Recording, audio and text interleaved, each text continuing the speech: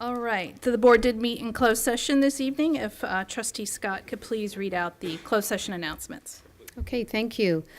So for item B, with respect of every item of business to be discussed in closed session pursuant to Government Code 54957 and 54957.6, conference with labor negotiator Chris Goska, Deputy Superintendent Human Resources, Strategic Development, Employees Organization, Nevada Federation of Teachers, NFT. The board will actually reconvene in closed session. We didn't get to this item. And for item C, with respect for every item of business to be discussed in closed session pursuant to Government Code 5495686, consider administrative panel's recommendation for expulsion of student number 60659. Based on the review of the panel's recommendation, Trustee Milrick made the motion to expel the student, and the student will be expelled for the remainder of the semester plus the full next semester.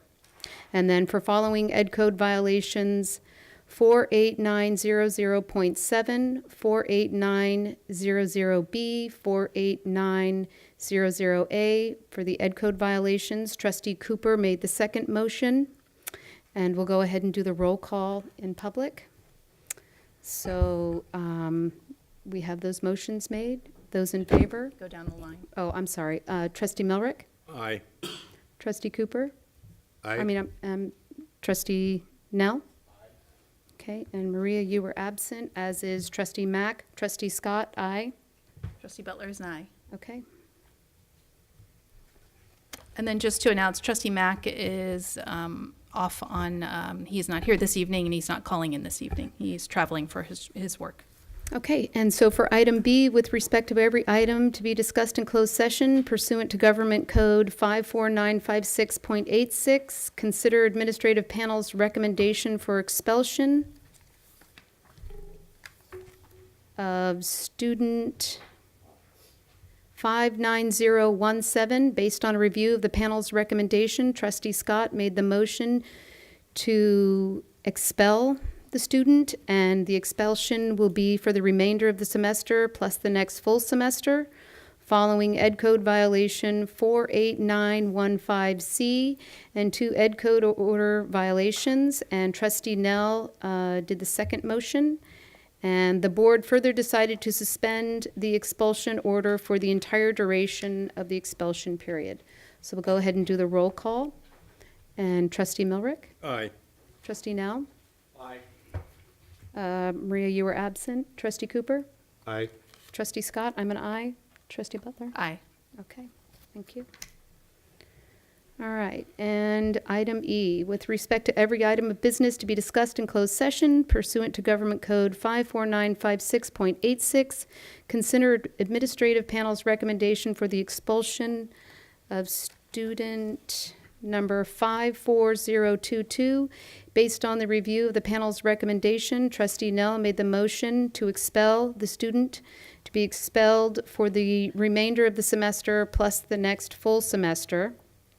Trustee Milrick seconded the motion, and the board further decided to suspend the expulsion order for the entire duration of the expulsion period. And we will go ahead and do the roll call. Trustee Milrick? Aye. Trustee Nell? Aye. Trustee Aguila? Aye. Trustee Cooper? Aye. Trustee Scott is an aye. Trustee Butler? Aye. Okay. All right, thank Yeah, you. Thank you. All right, let's move on to approving our agenda this evening. Everything stands as is. We won't be changing anything on it. I'll move the order of business agenda for tonight. So we have first by Trustee Millerick, a second by Trustee Cooper. All in favor to approve the agenda. 6-0, absent. Okay. Comment period, public comment period, anything on our agenda this evening or anything that is not on the agenda, you are more than welcome to speak to. Please fill out a blue card. They're located on the cart right over there. Bring it up to Sally, and we'll make sure we put you in where you would like to speak to. I've received one card so far. It's for a non-agenda public comment. For consent, I don't have any comment cards on consent. Do any trustees want to pull anything from consent to review it further? I'm prepared to move the consent agenda as is. Okay. First by trustee Nell, I'll second. a second by trustee Scott, to approve the consent agenda. All in favor? 6-0. All right, our student presentations. This evening we have two. We will begin with San Jose Middle School.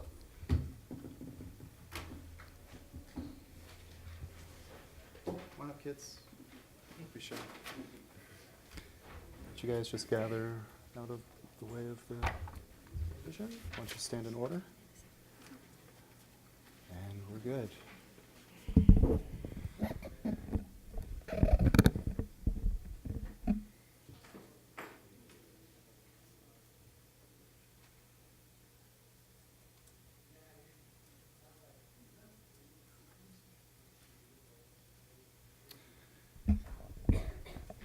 Good evening, everyone. I'm Paul Norwood, and I teach 7th grade English and History at San Jose Middle School. I'm here tonight with my students to share their SJMS vision projects. Our vision states, we at SJMS inspire and empower each other to be lifelong learners, community builders, and change makers. This year, I challenged my GATE-identified students and high achievers to create unique, long-term projects aligned with the three aspects of our vision statement. I am very proud to be here with them tonight to share what they have accomplished so far. And on that note, I'd like to introduce one of my brightest students, Megan Lobel. Hi, I'm Megan Lobel. For as long as I can remember, I have loved to bake. I was always asking my mom to make cookies, cupcakes, or these donuts here. When I heard of this project, I was so excited. I had so many ideas, I almost lost track, but I ended up deciding that I would make a food blog. I chose to make a food blog because it ties together a lot of what I love, writing, baking, and designing, and it also gave me an excuse to bake more. And so I started my food blog, Purple Spoon.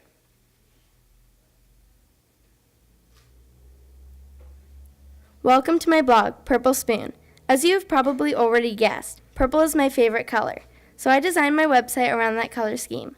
My website includes an About Me, the What I'm Making page where I put recipes that I would like to do in the future, a recipe page with all of my recipes from the blog posts, a photo page, and the main part, the blog page. I try to post about one blog post a week, but it is not so exact.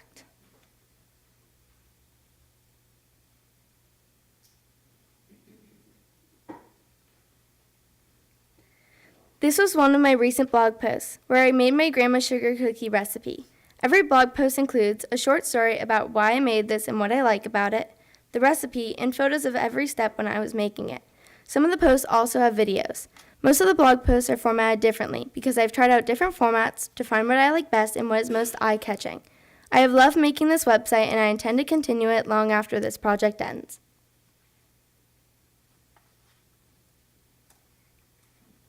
In the future, I would like to own my own bakery called Drizzle Bakery. I've wanted to own a bakery for most of my life. I'm passionate about baking and I love to do it whenever I can. This is my dream and someday I hope to reach it. If you would like to visit my website, you can go to www.purplespoon.weebly.com. I've brought you something today that I baked myself called S'mores Cookie Bars that I would like to share with you at the end of our presentation. Thanks for listening and I hope you enjoy. Now announcing Noemi DeBuren.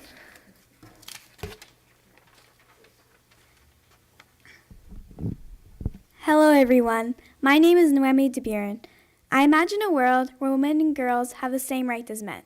I'm very passionate about helping with this problem. There are 98 million girls in the world that can't go to school. Sadly, most of them are in Africa. After hearing this news, I knew that I had to do something.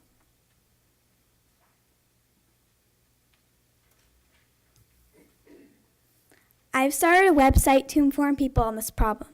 I also have put up a donation box at my dance studio, and I'm selling school supplies. On this website, I have an explanation about why I started this project, research, ways that you can help, blog posts, and photos. I've also created a campaign page so that people can donate to the cause.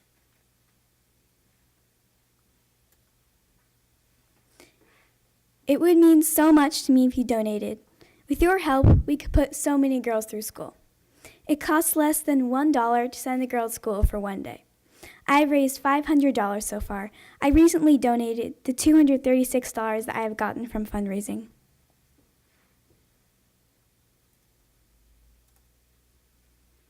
Please help me reach my goal of $1,000 and remember that education changes the world. Thank you. Now presenting Zane Marshall.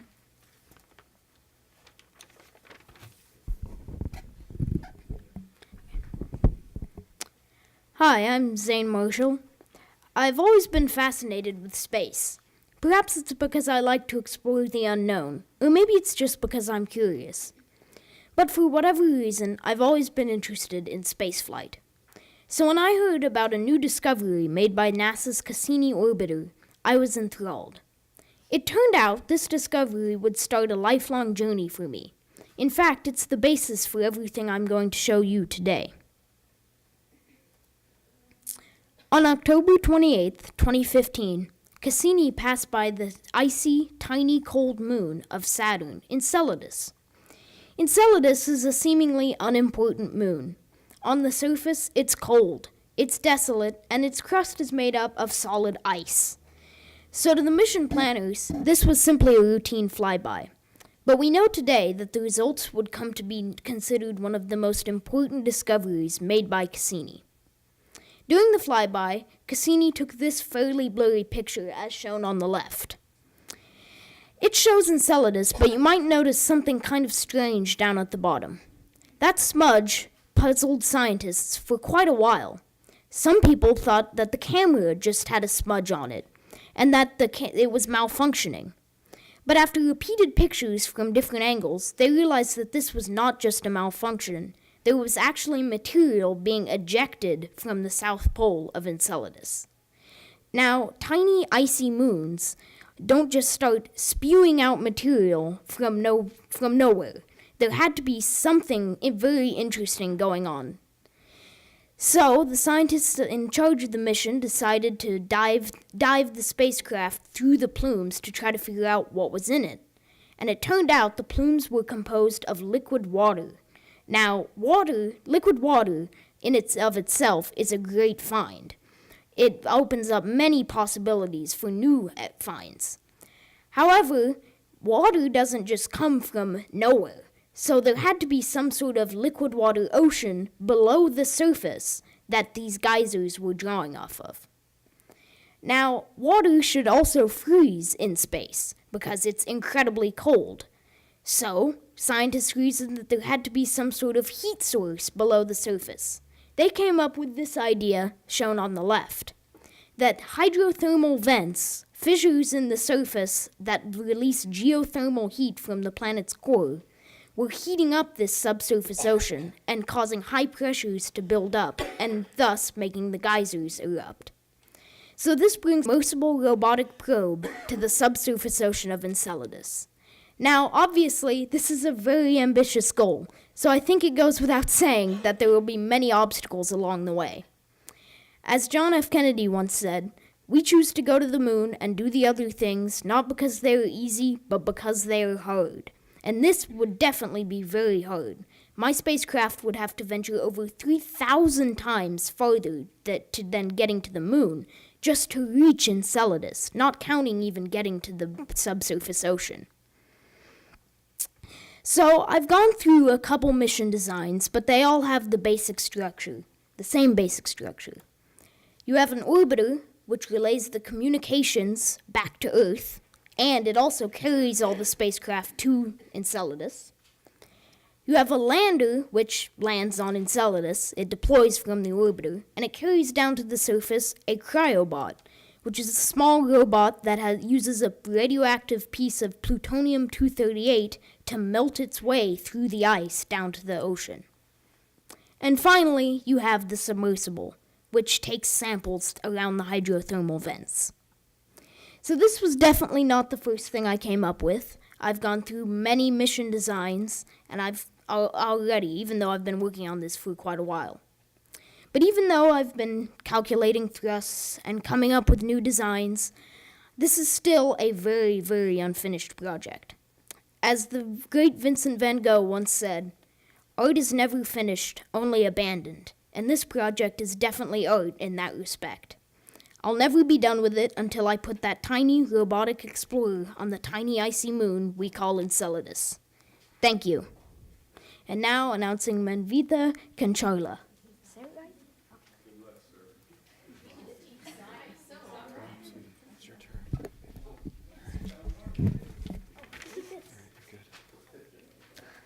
Hello, everyone. My name is Manvita Kancharla. My project is about clean water.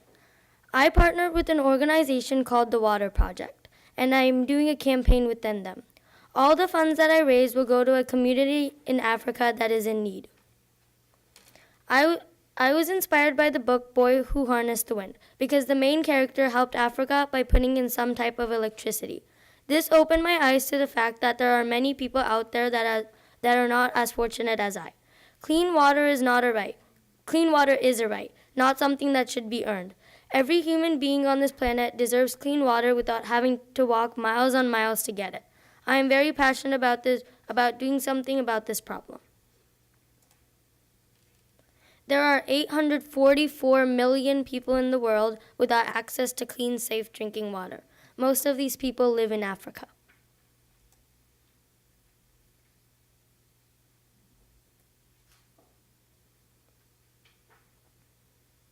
This is my campaign link.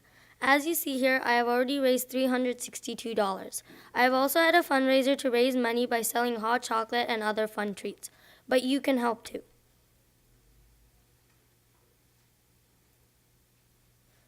You can help with this problem so we can get one step closer to getting people in Africa clean water. It's only $68 to provide 2 people with clean, safe drinking water. Help me reach my goal of $5,000 to help put an end to this ongoing problem. Thank you everyone for your time and support. Now Megan has some fun treats for you that she baked. I'm also giving out the book that I was inspired by, The Boy Who Harnessed the Wind, with bookmarks with all our websites and campaign links on it. Wow, that was very impressive. Thank you. And just, Mr. Norwood, just to say that you have found a passion for the students, what they're passionate about, and you've incorporated into your class. Yes. And that is huge, and that's what we're asking for our teachers to do on a regular basis. And you've found that niche where, you know, I appreciate it makes that. I'm learning, real proud of the kids. Yeah. it makes learning fun in a way, you know, and they get to do something that they enjoy. And Yeah, if you're doing it right, learning should be fun. Right. That's what I think. Right. Yeah, thank you. thank you.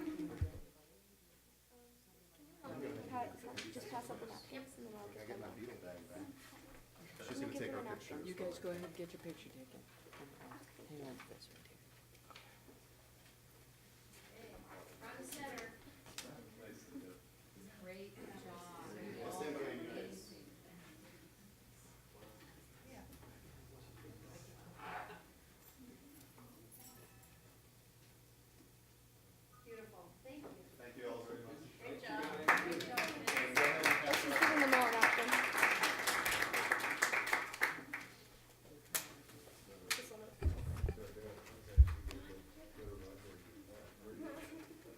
So you need a hand?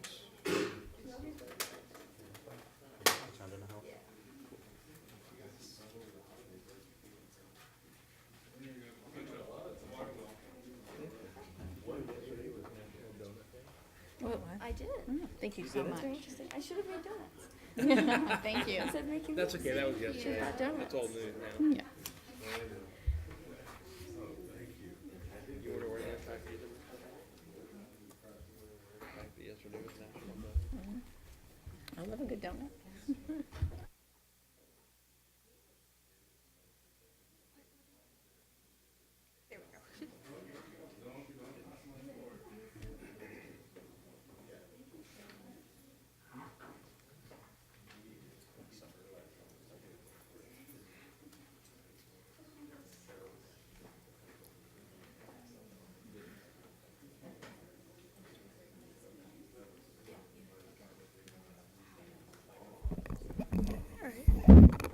Oh, shoot.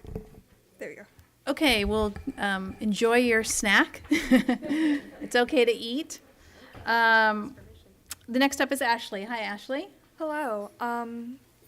So I don't have any treats for you tonight, Oh.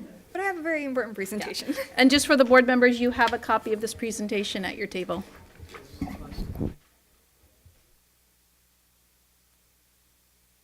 Oh, it got turned off. Okay, hello.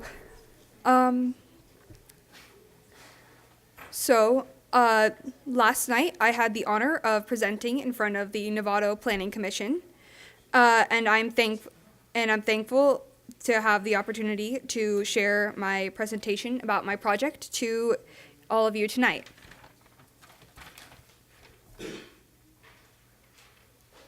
So, hello, my name is Ashley Leonard, and I am a Girl Scout, and I am currently in STEM Marin program. I am a sophomore at San Marin High School. To start off, I will give a bit of background about what the Girl Scout Gold Award is.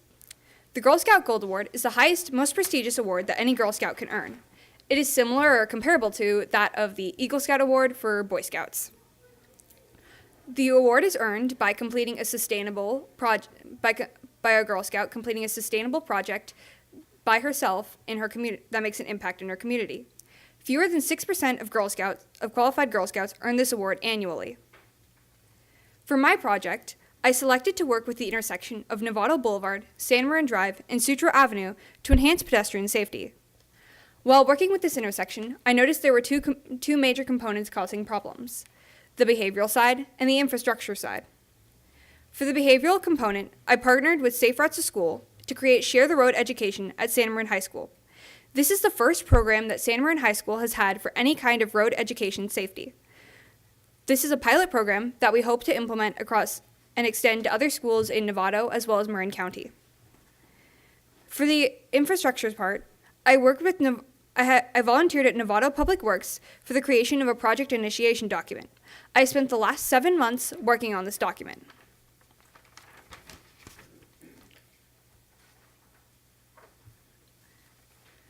We are proposing a capital improvement project to City Council for the purpose of improving traffic operations as well as air quality and enhancing pedestrian and bicyclist safety.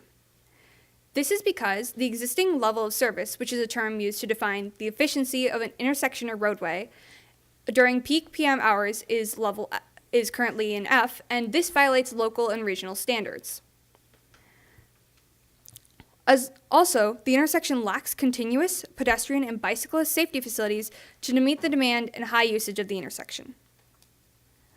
Some proposed improvements have been signalized traffic controls or conversion to a roundabout or other potential modifications as needed. It is also proposed that curbs, gutters, sidewalks, and accessible curb ramps be installed. Bicycle lanes should also be installed to better facilitate multimodal transportation.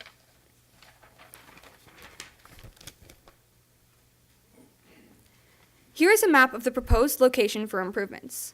On one corner, you have All Saints Church and Preschool, and across the street, you have San Marin High School with an approximate population of 1,100 students currently. Within a 2-mile radius, you also have Sinaloa Middle School and Pleasant Valley Elementary School, as well as San Ramon Elementary School. These improvements are essential for the safety of the high influx of students that use this intersection 3 times a day.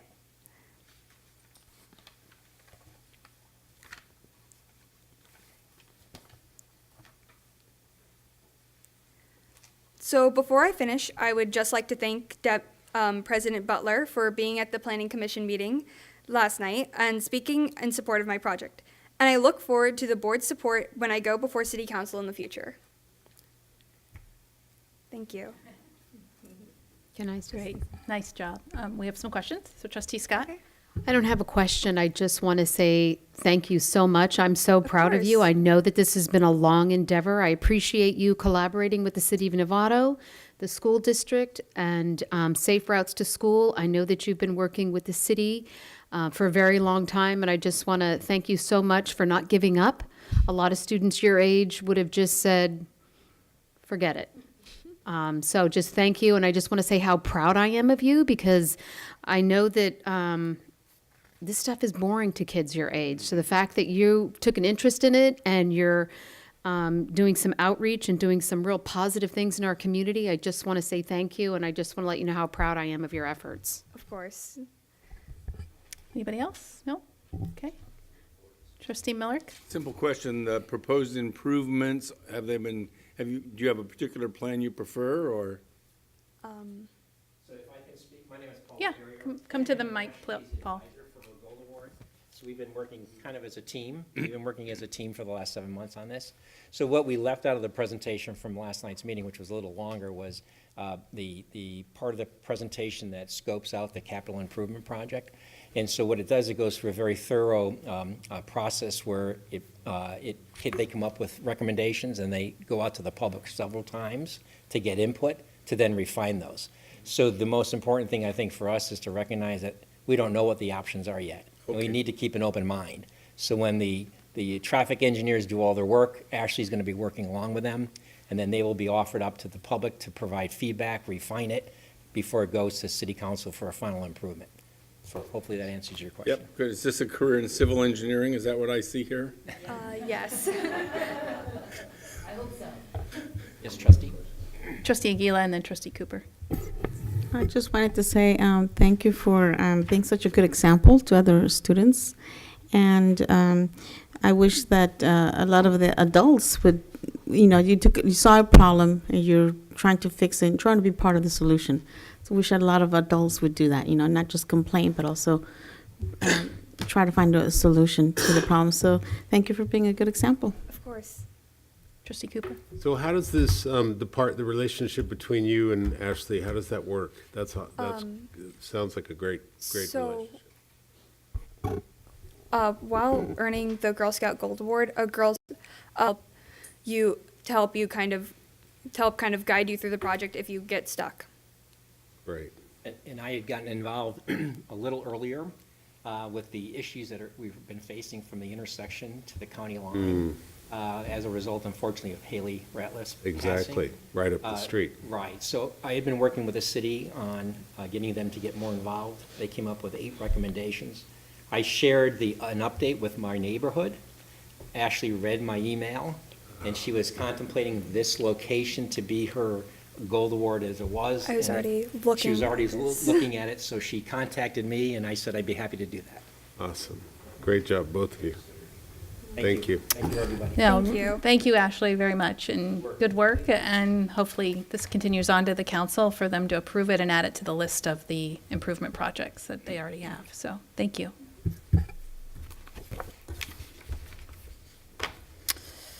All right, next up is our announcements from our student board members and trustees. So why don't we go ahead and get started? Who wants to go first?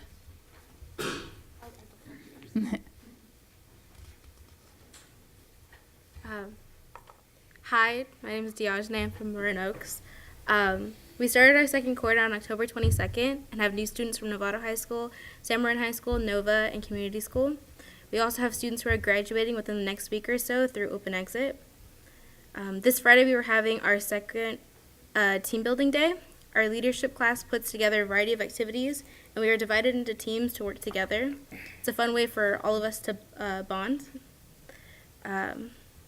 One of our seniors, Josh Turner, was selected as Student of the Week and was in the Marin IJ yesterday. He is a second-year Bridges student and is concurrently enrolled in College of Marin.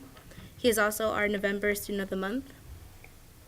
Our culinary class has been making delicious meals every Friday. Last week they fed us homemade chili. Yesterday, the Bridges students, along with some Nova students, took a field trip to Santa Rosa Junior College. The students that went had a great time, and they toured the campus and learned about the programs offered. 6 of our Marin Oaks students are currently working with a nonprofit, Surviving the Odds Project, also known as STOP. They each create 2 songs, and a compilation album is produced. Every student also records their own video through the program, and they are streamed online through YouTube. The graduation will be held next Friday at 6 p.m. at Marin Oaks. Next Friday, we are also hosting our annual Thanksgiving feast at 12:30 in our multipurpose room, and hopefully some of you guys are able to attend. Thank you. Hi, Mackenzie. Yeah, you want to get kind of a little close to it. Okay. Hi, I'm There you go. Mackenzie Wagner, the ASB Vice President at Novato High School, and we recently finished up our homecoming week, which was super successful and exciting. Last week we had our Halloween costume contest, which we have every year, and it was judged by our math department, which was really awesome. Our annual canned food drive just began, and it's a friendly class competition that contributes to our community as we're donating the proceeds to the San Francisco Marin Food Bank.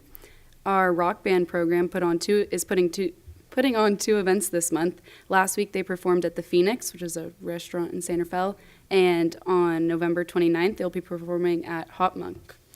We're looking forward to the fall dance preview at the end of the month, and our theater department is in full swing this month putting on the musical Bye Bye Birdie. It ran this past week and is running for 2 more weekends. This week we're super excited to host the preview night for 8th grade students and their families. Everyone's looking forward to Thanksgiving break coming up, and during break we have a couple alumni games happening, including basketball and water polo, and leadership is excited to host Powder Puff at the end of November.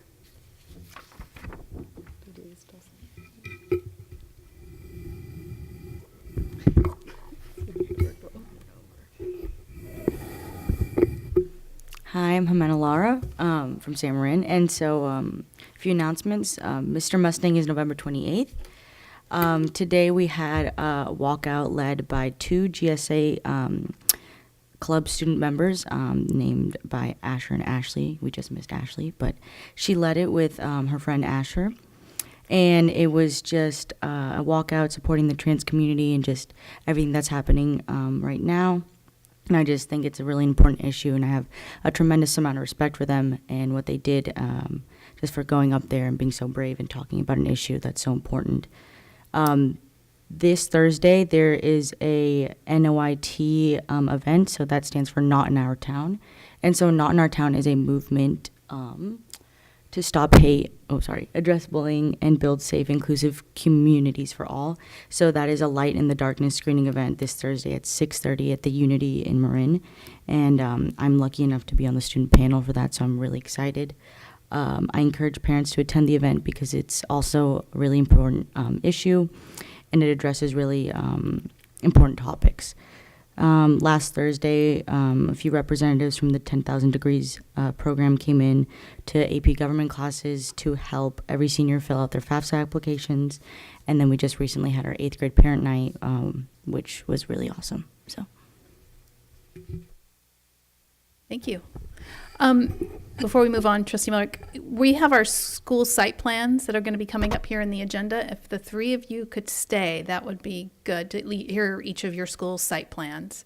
And we'll put them at the very beginning. We have a couple items to do, but we'll make sure those 3 schools are first up. And then you guys can leave after that if you'd like. Okay, thank you very much. But if you really have to go, leave. I totally understand. But we would like you to stay around for that, just to hear. Trustee Miller. First, I'd like to thank San Marin. San Marin's put Laramie Project on twice in the history of the school.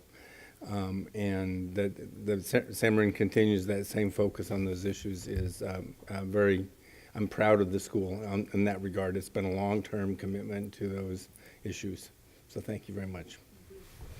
I don't have any other announcements. I've been busy watching the news. Trustee Nell. Trustee Aguila? So I attended the Golden Bell committee meeting that we have, and I just have to say that there is it's the committee that we celebrate the hard work of our teachers, classified and all sorts of teachers and staff, and this time it's just there's a different feeling. And not that there hasn't been before, but this time it just feels special. It's gonna be a good event, you know. It's just there's just a feeling about it. So, looking forward to that. That's not till June though. I attended the Carmes at Linwood, and I was just there briefly, but it was very well attended. The food was delicious. They raised money. It was parents were happy, teachers were just busy, and parents were just running around. and events were everywhere. I mean, there was just a lot going on. Everybody was happy, and so I just want to say that it was a wonderful event. And so, thank you to our principal, Melissa Diaz. She's here today. So I attended North Marin, formerly known as the Nevada Youth Center and the Nevada Human Needs Center. So they had an event where they raised some money, and they doubled the amount that they raised, and some of that money will be going to students.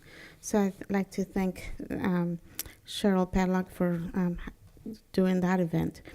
The Scream on the Green, it's just the Novato Halloween party.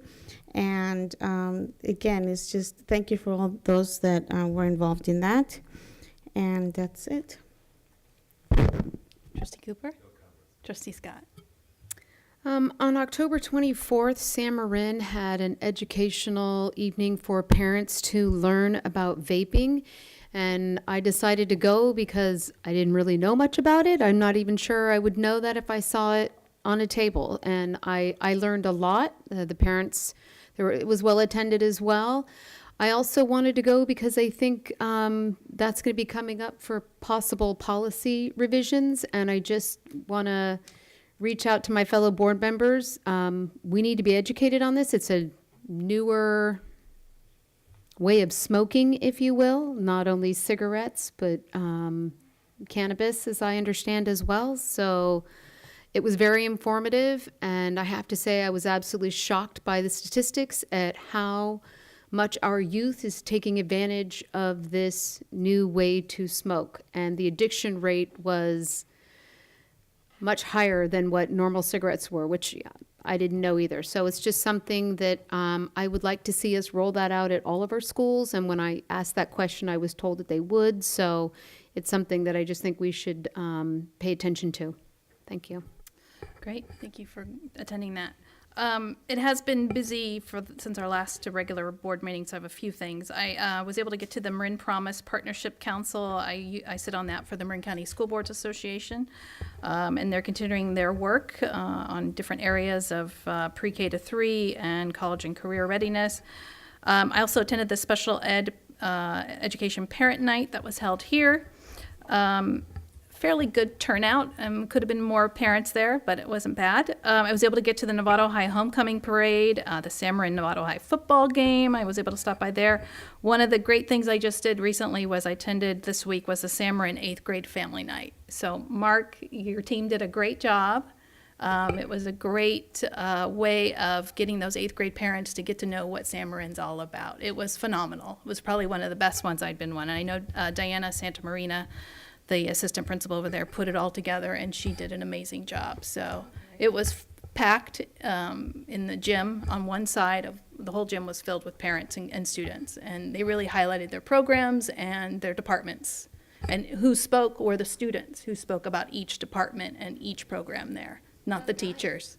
You went around later on and were able to talk to the teachers afterwards. So it was really good.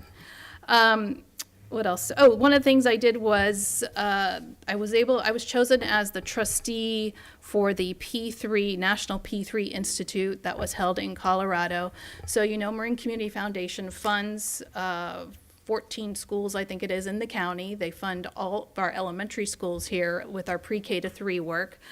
So the Marin Community Foundation puts together a team to send to this institute. It's called an institute because you work. And, when you go to a conference, you kind of, well, I'll go check this out and that out. This is where they put you to work. And you're working as a team. So there was a superintendent from Shoreline with me, the elementary education director from San Rafael, a principal from Tamales Elementary, community action, there was 2 pre-K program representatives there. Who else was there? I have it here.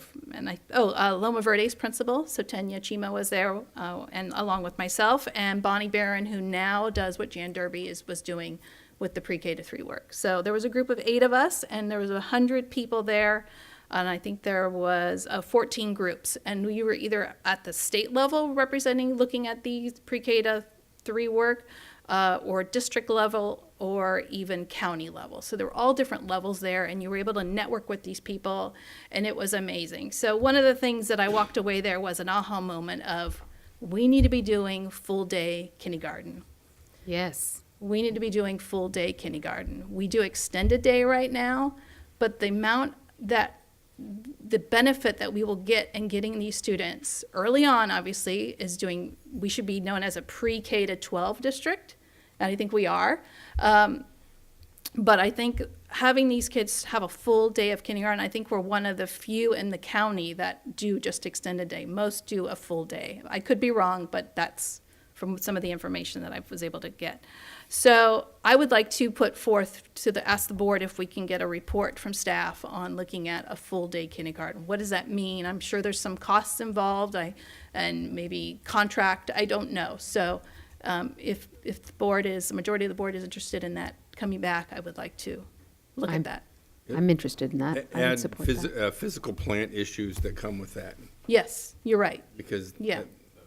the classroom circumstances for kindergarten accommodate the current plan, but may not accommodate the change. So, Yeah. yes, I would Okay. support that. All right. All right, so if I could give direction to bring it back. All right, that's all I have. Thank you.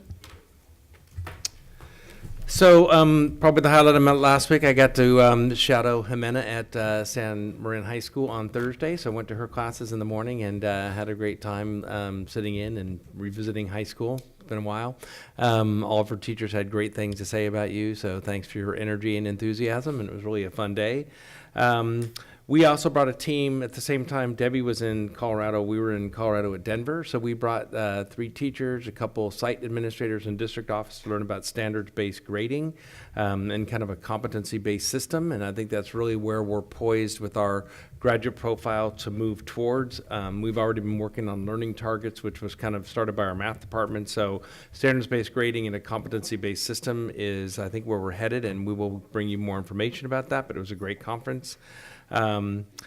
Today, I actually went to Loma Verde with their PTA was celebrating meeting their goals of their fun run, so they gave out a bunch of prizes. We had a little dance contest, which unfortunately I think got captured on video, and then also went to Pleasant Valley and spoke to their parent group, so that was great. And then just to remind you again, Jimena mentioned Not in Our Town, showing light in the darkness on Thursday. And then we're also having a joint meeting with the city council next Tuesday. So we have 5 items on the agenda, and we'll be meeting with them from 5 o'clock to 6 o'clock over at City Hall for a special meeting next Tuesday. Thank you. All right, thanks, everybody. Let's move on to our non-agenda public comment. I have one. Jeff Viant.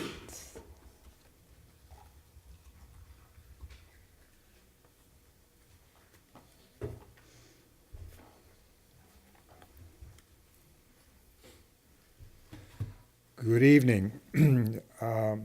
As I think you all know, I sat through numerous meetings of the Master Facility Plan, sat through numerous meetings on the Bond Implementation Plan, which landed me on the Independent Citizens Oversight Committee. And sitting through all those meetings and so forth, everybody had their point of view, to be polite, and I had mine, and mine happened to fall into 2 words buried in your agenda on item 15P, as in pleasant. It's on your consent item, and those 2 words are tennis courts. Since my United States Tennis Association membership expires in the year 2099, I'm going to hang in there until tennis courts are reconstructed at Novato High School. And to that end, I was hoping that Mike Willard would be here tonight, but not seeing him, I took the initiative to acquire the United States Tennis Association tennis courts, a construction and maintenance manual, which I hope will get passed on to him, and tell him there'll be a quiz. Thank you. Thank you. All right. We're going to begin with our staff reports. This is our dashboard local indicator report. And Amy Carter will be up, present that.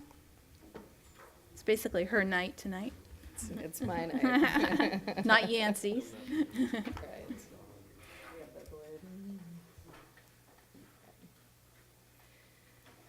So while she's getting up, I just have to comment on the quality of students that we see in Novato Unified. I think the opening of this meeting was reflective of just the great young people that we serve and how innovative and collaborative and critical thinking and conscientious, all of our 6 C's are reflected. And the students that you saw tonight are really reflective of the work that I see every day in classrooms and that kind of education. So it's a very special place to find myself.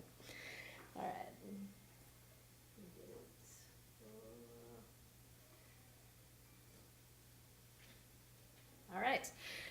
Local control performance indicators. So as you know, just kind of a high-level overview, we're in an era of the local control funding formula. The local control funding formula is how dollars are allocated to districts, and these dollars are allocated based around 10 state priorities. Those state priorities are tied to, many of them, to metrics, which are published every year on the dashboard. Ours will be published in December with all the other school districts. But there do remain within these 10 indicators a few that are self-reported. So the state doesn't establish the metrics for these indicators. They're ours to self-reflect and report on. So for these local indicators, the state gives each school district the opportunity to make our own determination about where we see ourselves falling. They offer a self-reflection tool, and Tom Torlickson's advice around these is to really use them as time to reflect and to start a discussion about where you are and where you hope to be going as an agency.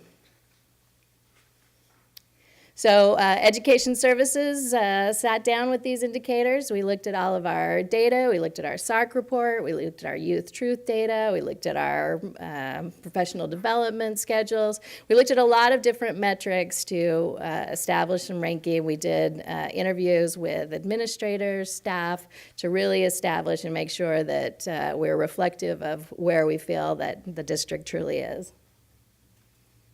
The 4 local indicators are basic services and conditions of schools. That's priority 1. The second is implementation of state academic standards, priority 2.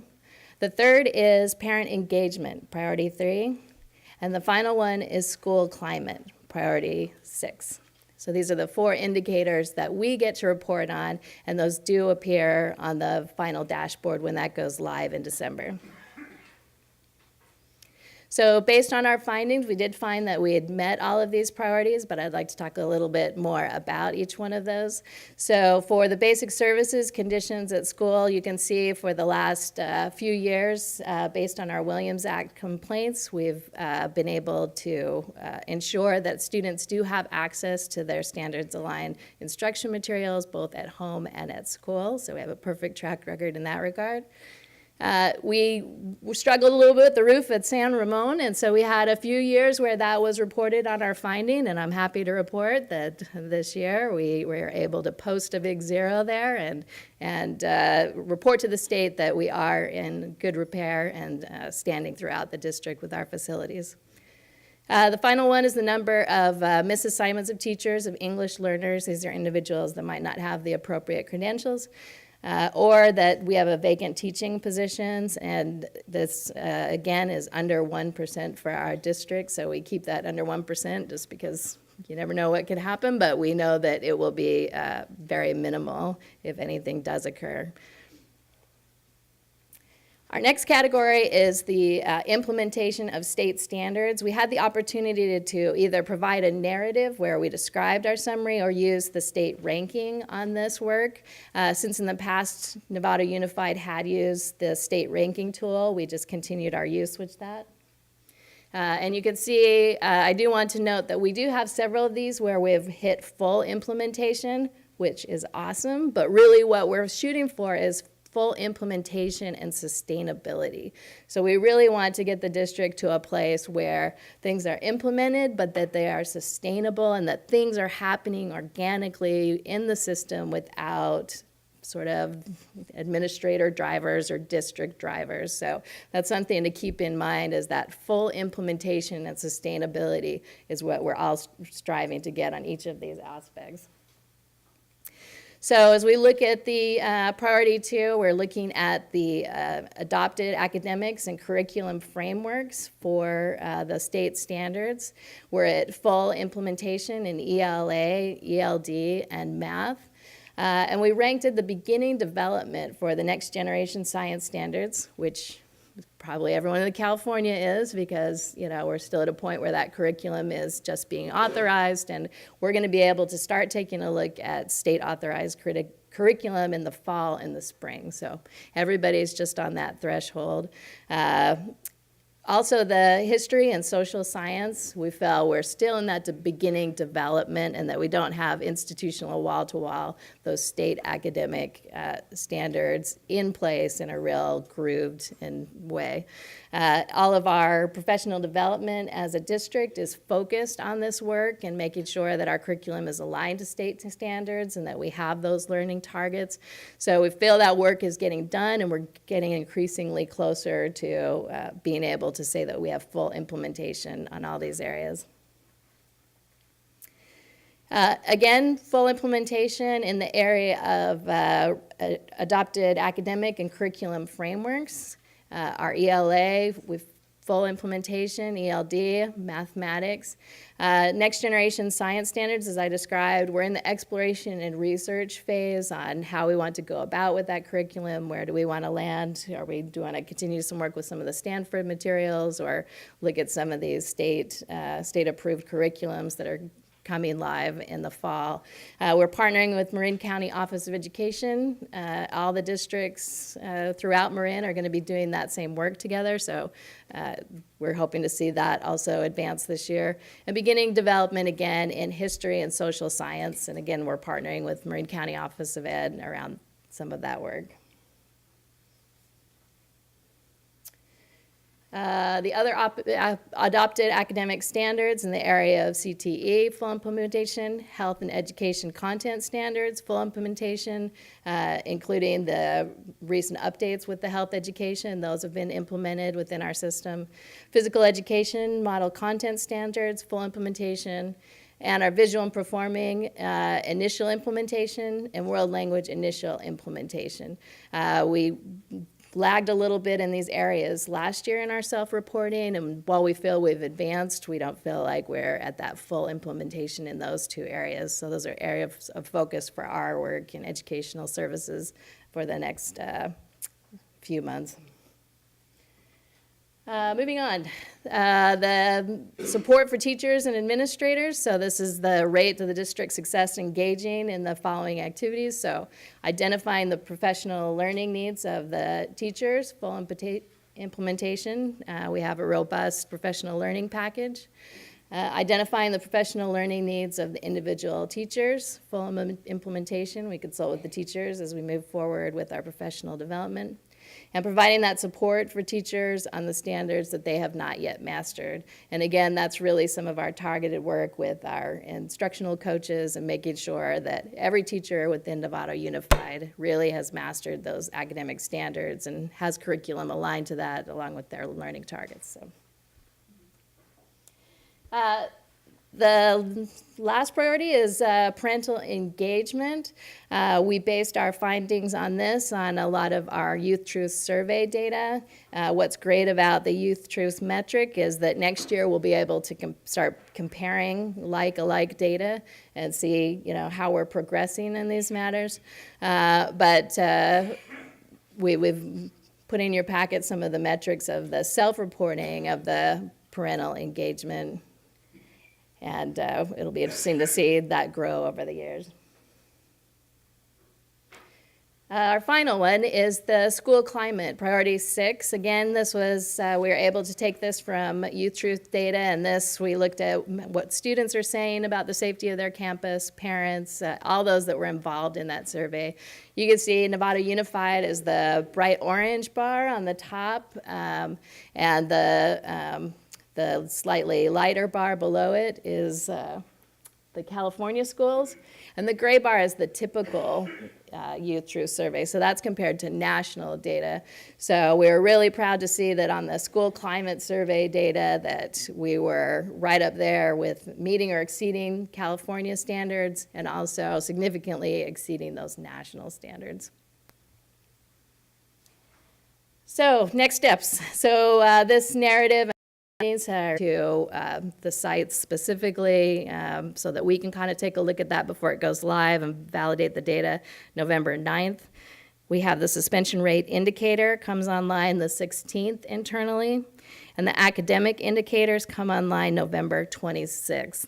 So after we've had an opportunity to look at the dashboard and, you know, red flag anything that we don't think has been uploaded properly, that goes live in December, so we're really looking forward to that. A couple of things that you can look for on the dashboard that are new is that they are shifting away from those pie charts. We've all wrapped our minds around the pie charts, and it's changing. But I'm excited about the change because the new change is actually like a gas valve. You know, it's got a little needle going forward into different areas, so you're going to be able to see the trajectory of the needle. Is it heading in the right direction or trending in the next direction? So the pie charts are gone, and in with more of an actual dashboard indicator. There are going to be some new metrics on that dashboard that we'll be sure to bring back to the board and talk to you a little bit more about, but we'll have chronic absenteeism. This will be the first year that we'll get that reported statewide. And that college and career indicator, as I mentioned, we're all really excited to see that. That's students who have completed the A through Gs or completed CTE or the other metrics that the state has given us whereby we're able to validate that our graduates are college and career ready.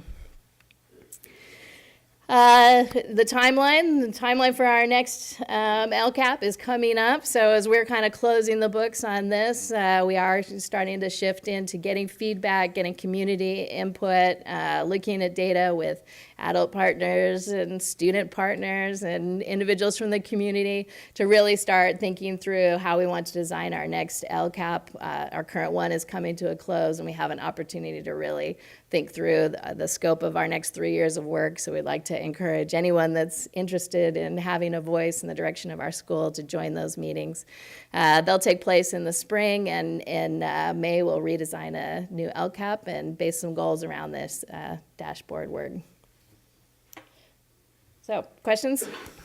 Just to clarify, this is a staff report, so you're required to report it to the board, but not for us to take action. Correct. Okay, Yeah. just want to clarify that. Yeah. Okay. Yes. Trustee Miller and the Trustee Aguila.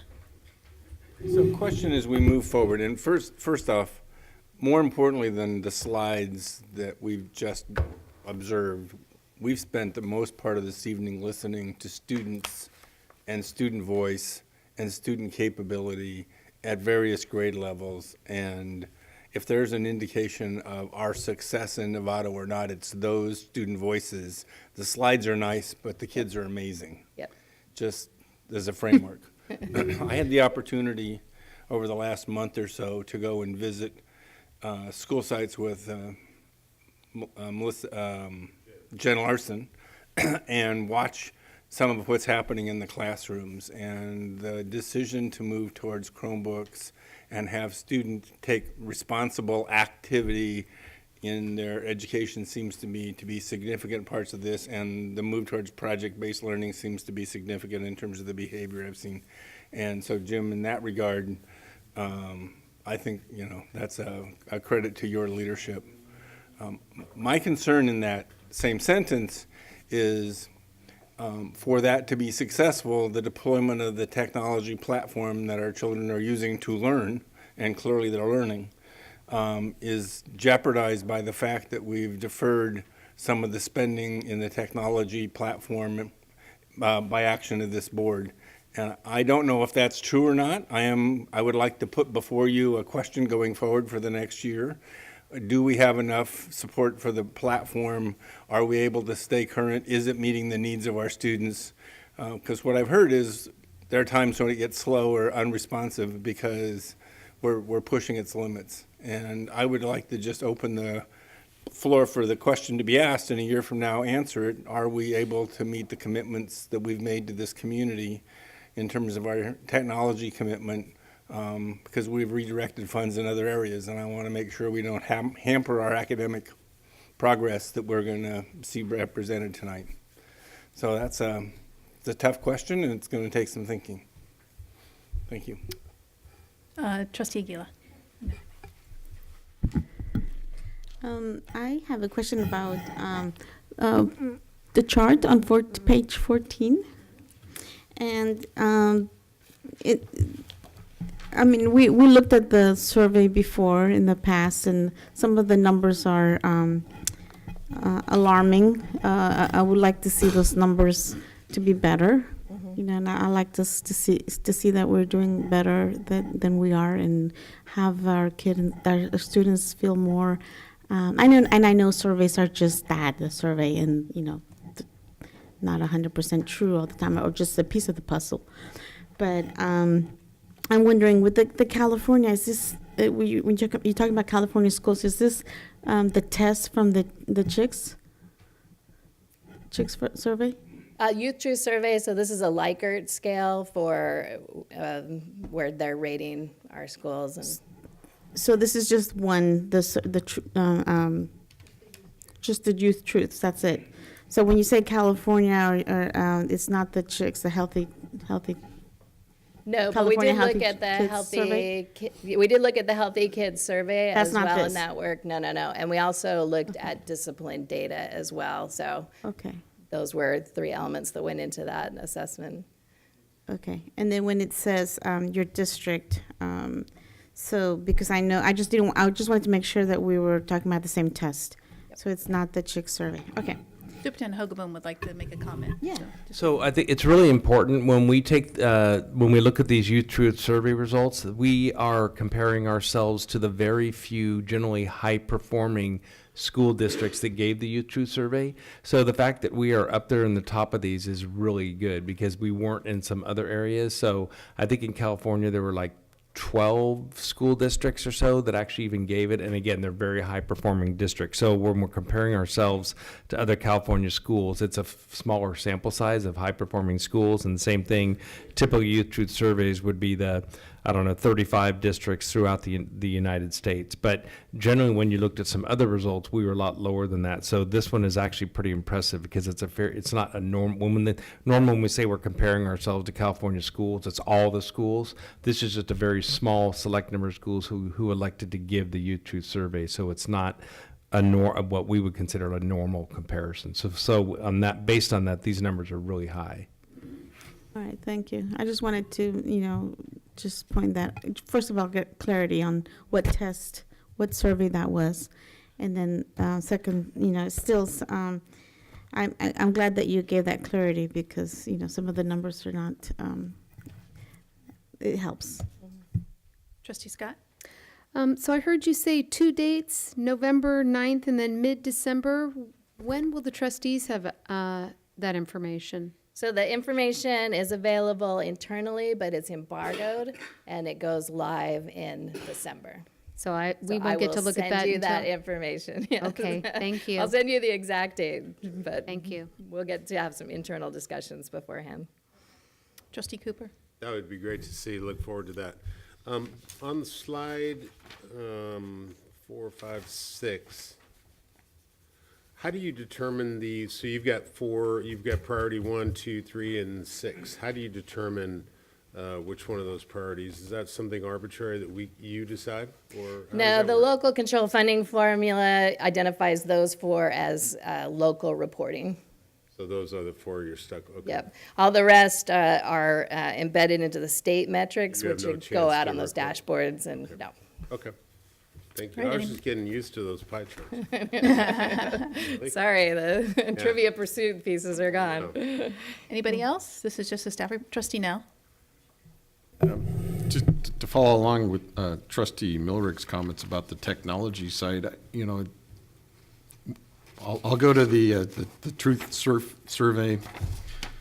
The last question is in hallways, bathrooms, and locker rooms at schools. That sounds kind of old school to me. So where's the technology question? Is there a technology question? Is there some way that we can get some answers about school climate, what it has to do with the use of the medium in their education. And I would also add it to the local engagement priority. I know we've done a lot with websites and social media, and we work hard to do this, but I just think, again, it's a medium that I think we could develop at a higher level, and would like to, since we're scoring ourselves on it, that would be something I would be looking for to have a decent result on. So I'm not sure how to, but it's early, right? We're talking about how to go ahead with the next LCAP, et cetera. So my comments on the technology side. All right, anybody else? Nope, all right, everybody, thank you so much. All right, we will move on to our school site plans, or single plans for student achievement. This is your discussion action item. Do you remember our last meeting, we had the elementary schools present. This meeting is more focused on secondary, but also Linwood is here this evening. And we're going to start with, Amy's going to kick it off with some information, I think, and then we're going to start with the high schools. And so I think we'll just do Novato High, San Marin, Marin Oaks, and Nova. Everybody got that? We have to have the newbie go first.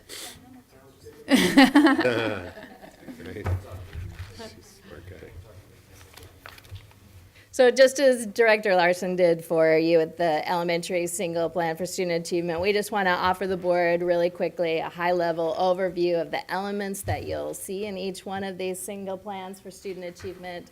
Everything is aligned to the LCAP goals. We have our really defining system outcomes that then we set some goals around, and then we take those goals to the site administrators, and they get to meet with their school site council to really, within their own microcosm, decide how and where they will move their school forward on these goals. So each of the schools will create different tactical plans and allocate their own resources around these, but the goals remain the same. So the first goal is that all students will demonstrate mastery of grade level content as well as the 6 C's and meet those CSU entrance requirement upon graduation, so they're prepared for and successful in both college and career. So that's the first overarching goal. Director Larson also shared with you at our last meeting just a high-level overview of where it is that we're performing as a system in both English and math. And based on that, we set some academic expectation goals institutionally that our administrators and school sites are then responsible to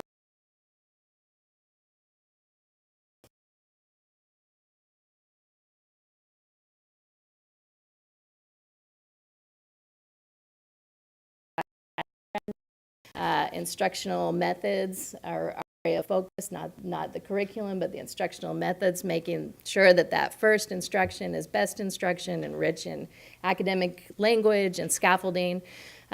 We have supports to access content within each of our elementary schools. That's built into the educational experience for English language learners, making sure that we have strong translation and strong resources to make sure that individuals who are English learners or who come from homes where a different language is spoke have those resources around them.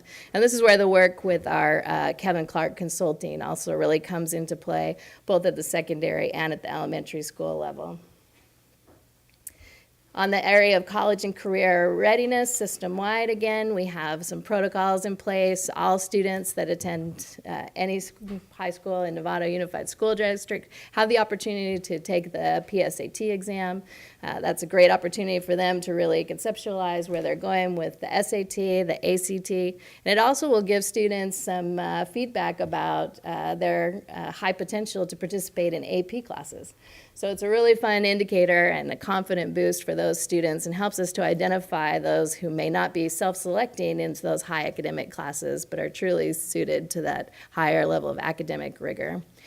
We also participate in the college and career readiness classes across the system. AVID is robust throughout the system as well.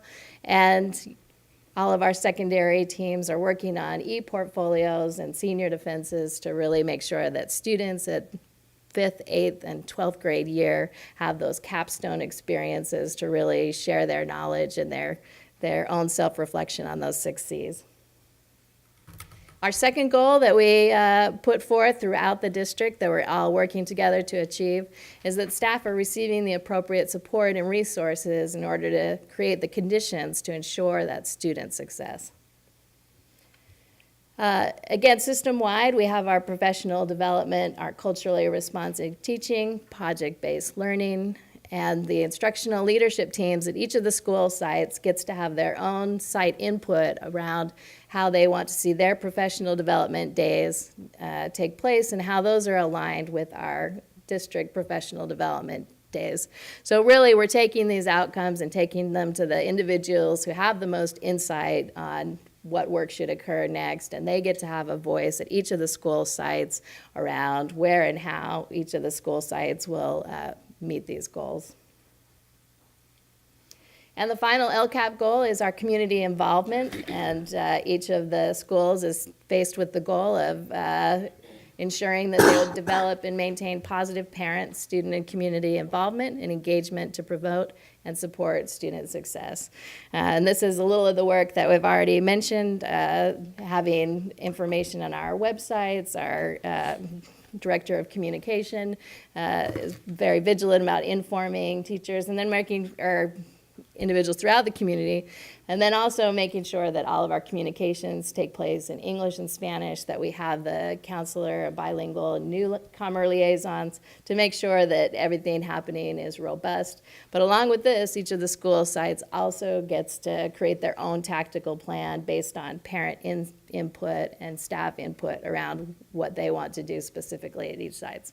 So those are the 3 themes in all the plans that are submitted today.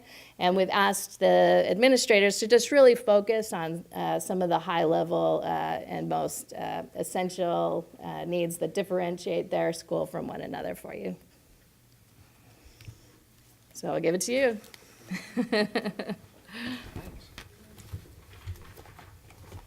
I'm gonna have to give it just a sec. Get out of this one.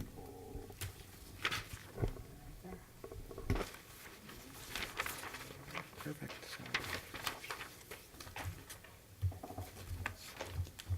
Good evening. Thanks for having me this evening. It's nice to be able to come and present a little bit about the work we're focused on this year at Novato High School. So what I'm going to share with you, we've really condensed it. You have the school improvement plan in front of you with all the details, and it's more lengthy. I'm going to talk to you about 3 areas of focus for Novato High that we're working on this year. I'll start with culture. Around culture, we're working on positive behavior intervention supports, which fit well with restorative justice practices and things we're doing in the school.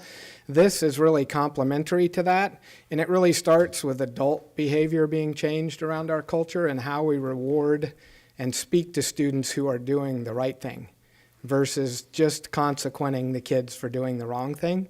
So I've started some work with a small group and started the conversation around what that'll look like at Novato High and how we improve our culture using these strategies, both for students and adults. We've got a focus on wellness, which includes mental health, and making sure we're utilizing counselors appropriately, the Bay Area Community Resources counselors that are on our campus, and ensuring that students have access to get support when they need it around issues around anxiety and stress and things that just come up for kids today. So we've got to focus on that, and we're utilizing our counselors and our department people differently now and trying to streamline the access process so we're ensuring that students have a good path to access when they need support. And then overall just systems improvements and policies within the school so that we're not becoming too rules-driven and policy-driven. We're trying to, instead of that, we're trying to move to a focus of personalizing the learning environment for students. Part of that is that you personalize the reactions you have to them when they need help and support. Around college and career readiness, we're implementing project-based learning and continuing that process that's already in place at Novato High School. We're going to try to expand and deepen that this year, where teachers are expanding and doing more projects and doing more meaningful work around PBL.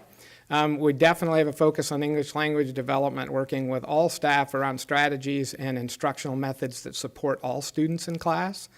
as well as specific ELD strategies for students in regular classes as they move around campus. We've got a focus group going with a group of ELD teachers right now to kind of redefine our vision and focus of what we want that to be, and also an emphasis on the newcomers program. And how are we delivering services to newcomers when they first enter our system, because that's a crucial time for students. And we're also kind of struggling now with the different languages that are entering as newcomers. And how do we service those students when someone shows up speaking Arabic? So we're working on that as a department as well. Obviously, the graduate profile, our graduate profile team committee is doing some deep work on how they're unpackaging this at each grade level, 9, 10, 11, and 12, what the sequence will be for students. Jason Cyril, who heads that group of teachers, they're doing really good work, and we're way along in that progression. They've got things well on schedule to be implemented by the timeline, and they're already implementing pieces with the 9th, 10th, 11th, and 12th graders now, so that it becomes a progression of that building of the portfolio, so it's not one big, huge culminating event their senior year that they have to stand up and say, here's everything I learned in 4 years around the 6 C's. They'll have very little to do senior year because we're going to build that portfolio 9, 10, 11, 12. And then another great conversation, and Jim's been to some trainings, it's kind of starting, but it's looking at standards-based grading and our grading practices. We have a social studies department that's made some really good movement in that area because they're now consistent as a department in how they're assessing student work and what it looks like, which I think is a big step. We still have lots of work to do around standards-based grading, and we want to expand that conversation to other departments and other people within the school. So those are kind of the three major focus areas where we're doing work this year, and we'll go a lot deeper as we move through the year. And I'm looking forward to the work. I think it'll pay off in the long run and really improve not only a culture of Novato High School, but the quality access to instruction and quality first instruction experience that our students receive at Novato High School. So thanks. I'm going to go to the next slide, and that really thank you. And I'll open it up to any questions you might have about our work. All right, questions from the board or student board member? Mackenzie, you're more than welcome to chime in and ask your principal anything you want. You don't have to. I'm just not putting you on the spot. So, okay. Trustee Millerick. I appreciate your discussion of how you begin when a newcomer comes on campus, and that you start with the process of engagement from day one, and you circle through and build a relationship. You don't wait until there's an issue and respond. Thank you very much for that approach. Thank you. Trustee Nell. Just more of an explanation and description of system improvements. If you could elaborate a little bit more. So just really looking at all the systems within the school, how we communicate internally, how we communicate externally. What are some of our systems for dealing with students when they're in crisis? And right now what I'm encountering, we have a lot of practices that have just developed over time. Nobody's sure where they came from, but some of them are really rigid. An example would be this: if a student wants to access a BACR counselor, they have to first go see their counselor and tell them what's stressing them. Their counselor evaluates them, talks to them, then they have to go see the school psychologist. They kind of do a screening and talk to them, and then maybe we'll send them to the Bay Area Resource Help to get some support, but then maybe not. So what I'm finding is that, first of all, a lot of students that have issues around mental health are really reluctant to say anything to anybody at all. So to have to go through 3 or 4 people to get help, to me, becomes problematic, because I know what we're doing is we're just boxing a bunch of kids out with an adult system of rules or procedures or policies. So it's a lot of things like that, our attendance policies, punitive things that are in place around the school when kids don't behave a certain way. That's where PBIS comes in. So it's really looking at systems that become more efficient, more customer friendly, and take the burden off of the people. Because when you first start talking about changing systems, it's usually somebody who developed that policy is at the school, and so they own it. So that's an emotional tap on them when you want to have the conversation, because they like the policy because they developed it. So a lot of it's just cleaning that up, because I see a lot of inefficiency, redundancies in work with office staff, and it's touching multiple people when it really only needs to touch one person and then be streamlined to a communication with the district. So I'm looking at the system as a whole and trying to be more efficient, reduce stress on employees, and make it more user-friendly, both for parents and students. Trustee Gala, did you have something? Okay, you didn't, no. Okay, anybody else for, okay. Just a couple things that just, under staff success, you have challenges and it says time available to have substitute teachers cover in order for staff to collaborate on projects. Yep. Is staff, can you elaborate on it? Is staff not meeting outside of the, the academic time and their teaching time, or? They do in our weekly meetings and things like that, but I have a lot of staff that want to attend certain conferences and things like that, and I think that's in there because of just the overall stress of when you have teachers out, we don't always get sub coverage. Okay. We're short subs. Okay. And so an example would be like Fridays, or can be scary at times. We had a couple Fridays ago, we had 18 staff members out. So we all taught classes. I went into classes, which I enjoy. I don't mind doing it at all, but it's problematic when you can't fill subs. So it becomes a stress when a group of teachers, say, want a half-day release or some release time to do some of this work that's going a little deeper, and then we don't have sub availability to accommodate it. Okay, thank you. So that's, I think, a more systematic district-wide problem. Everybody's short subs. One of the things we heard from the elementary plans was that there's a lot of great things happening, but it's hard to absorb everything that is going on. Yes. And I don't know, that's why I was reading into that a little bit too, as well in your plan. That might be the case as well. I think too, part of when you look at systems and our approach to things, I want to kind of narrow our focus at Novato High so that teachers aren't overwhelmed. Yeah. I think you have to look at the system and start taking off certain chunks at a time to get progress, and if you overwhelm staff with too many initiatives and too many goals, we all get lost in it. Fully agree with you. It becomes frustrating, so I'm trying to really narrow it down to a few key things. Let's really focus on grading practices this year, because that will leverage other work later, and if we do that well, that other work will leverage at a faster rate because of the base work and kind of prep work we've done ahead of time. So a lot of it's working with staff around focusing our efforts. And then the last thing was on your community engagement, the challenges, monthly meetings, and active amount of community members volunteering. So what, and this is not anything crazy or anything, but what I looked at was your makeup of your site council. Yes. And 3 of the people are teachers, who is a chair, vice chair, and the secretary, and all you have is 2 parents sitting on your site council. That has been updated because when I came, that was what they exited in the spring as a way to get to fall. Okay. I'll need to update the plan because we have a new group of parents. I finally found a couple more parents willing to help out. It's a little out of balance for me. Totally out of balance. So we do have that. And then we had a teacher that was the president who resigned, doesn't want to be on site council, but with the last meeting, we got those filled. I just need to go in and update the plan with the new people, new roles, new names. Okay, good, because it was just a little alarming to only have 2 parents sitting on the site council, and that's really important that we have more. We've just recruited a couple more, so I think I'll get an update for you for sure. Okay. Superintendent Hogaboom has a question. So one of the things that was on your consent agenda tonight was item 15C, and that's a partnership we have with Marin Promise, and we're contracting with Ed Trust West to do an equity audit at both of our high schools, which we think is going to give us some great information and hopefully tie all of our equity work together. So Mark, in his last school district, worked closely with Ed Trust West to do that equity audit, and I'm just wondering if you can briefly kind of summarize what that is, because I know we approved that tonight, and we're getting ready to get started on it. So can you let the board know kind of what that is and what the purpose is? Yeah, so about 2 years ago in my former job, we brought Ed Trust West in. They do an equity audit to look at how are we fulfilling the promise of career and college readiness for all students. And it really comes in stages. They'll come for us this spring, and they go out in the community at each school. They engage parents, they engage community members and stakeholders, business people, and students in surveying and getting data on what's our current state. What's people's level of knowledge around A to G? Are all our courses, they do a course audit of all the courses in our system, are they all A to G approved? Are we sequencing courses for kids in the right manner? In other words, we're giving them the right classes at 9th, 10th, 11th, and 12th. And they do a deep study for about 3 or 4 months.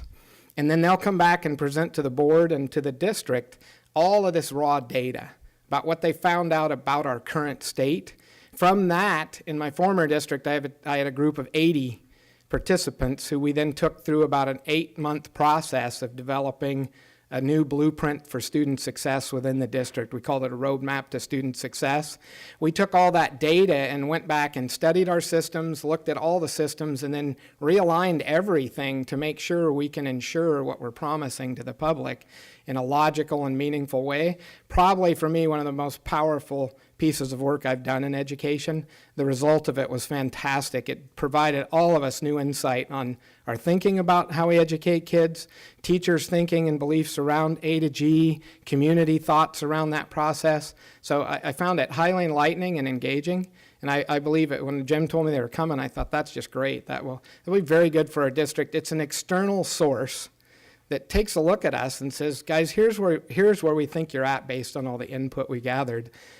Here's some recommendations and planning you should do collaboratively with teachers, counselors. The 80 people were all some community members. I had business people on that panel of 80, and then we developed that new roadmap and collaborate. Great job.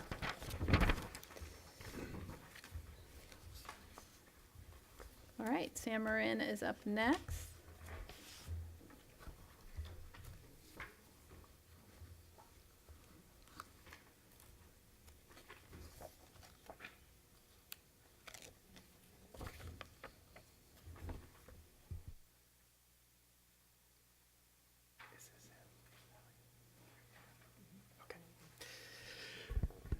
Good evening, everybody. Thank you for having us here tonight. Hello, Jimena. Fight on.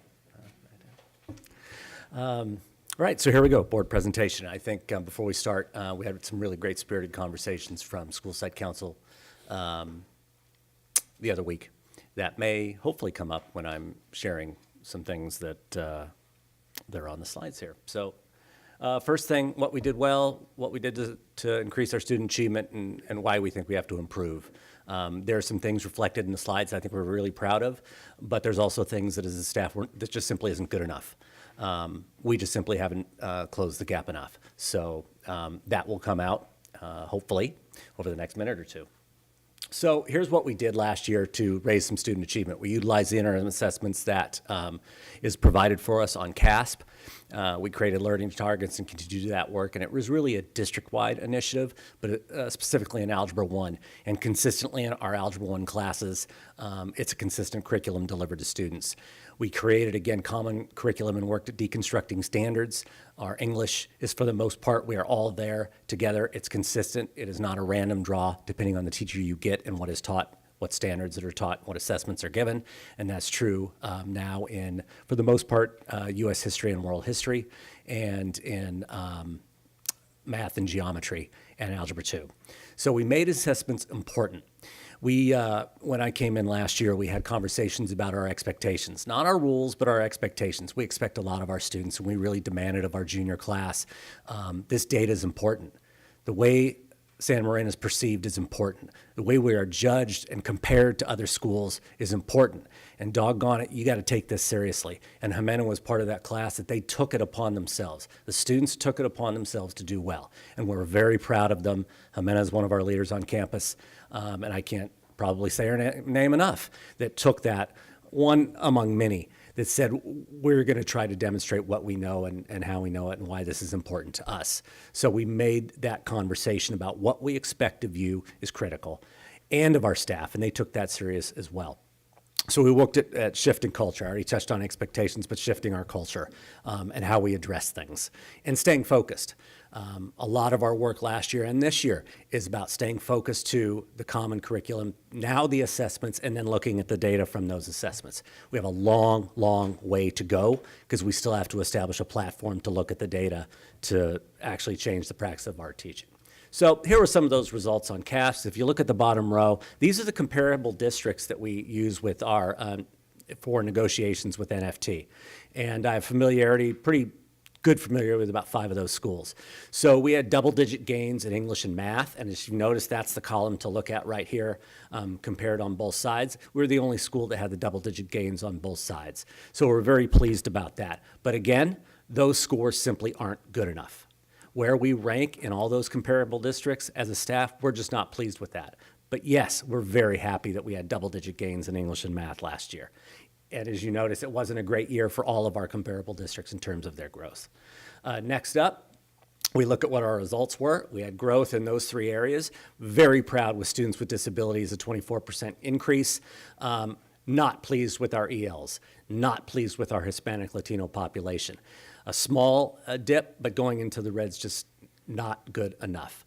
One of the things we talked about with our ELs, as I go to the math as well, is we have 11 students testing EL juniors this year. We have to find a way for one student out of 11 to meet or exceed. Our staff is capable of doing that. And one of the conversations that we had in school site council from our students was, everybody counts here, everybody. So if you're in that far white group population, you need to bring somebody aside, whether it's Hispanic, Latino, student with disability, or EL. Everybody counts. Everybody needs to be brought along. And one of the things that we're moving on, when I talk about some things to do, I just got so excited I pressed the button. So I'll get back to that. So here's some things on our AP data, and then I'll get back to some of the things that we're putting in place. We had a huge jump in students enrolled.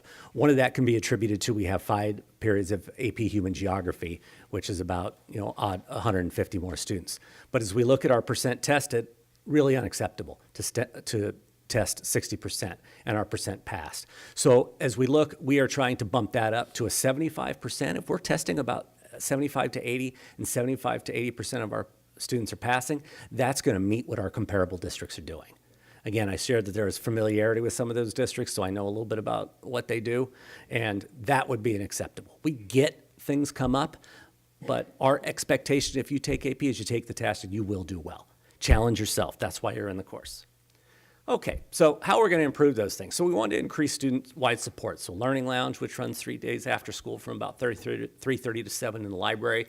We typically have about 3 to 4 teachers in there, and we've had about 50 students within the last couple of weeks. Increase our student tutors. So we have had a lot of our student help tutor students, predominantly our ELs, but we need support in that as well.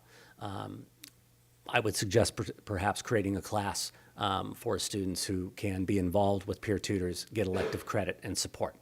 Create an EL class for student support. So we have an additional EL class that the real idea behind it is focus on their core classes and how they can meet or exceed standards, or how they can master the standards there.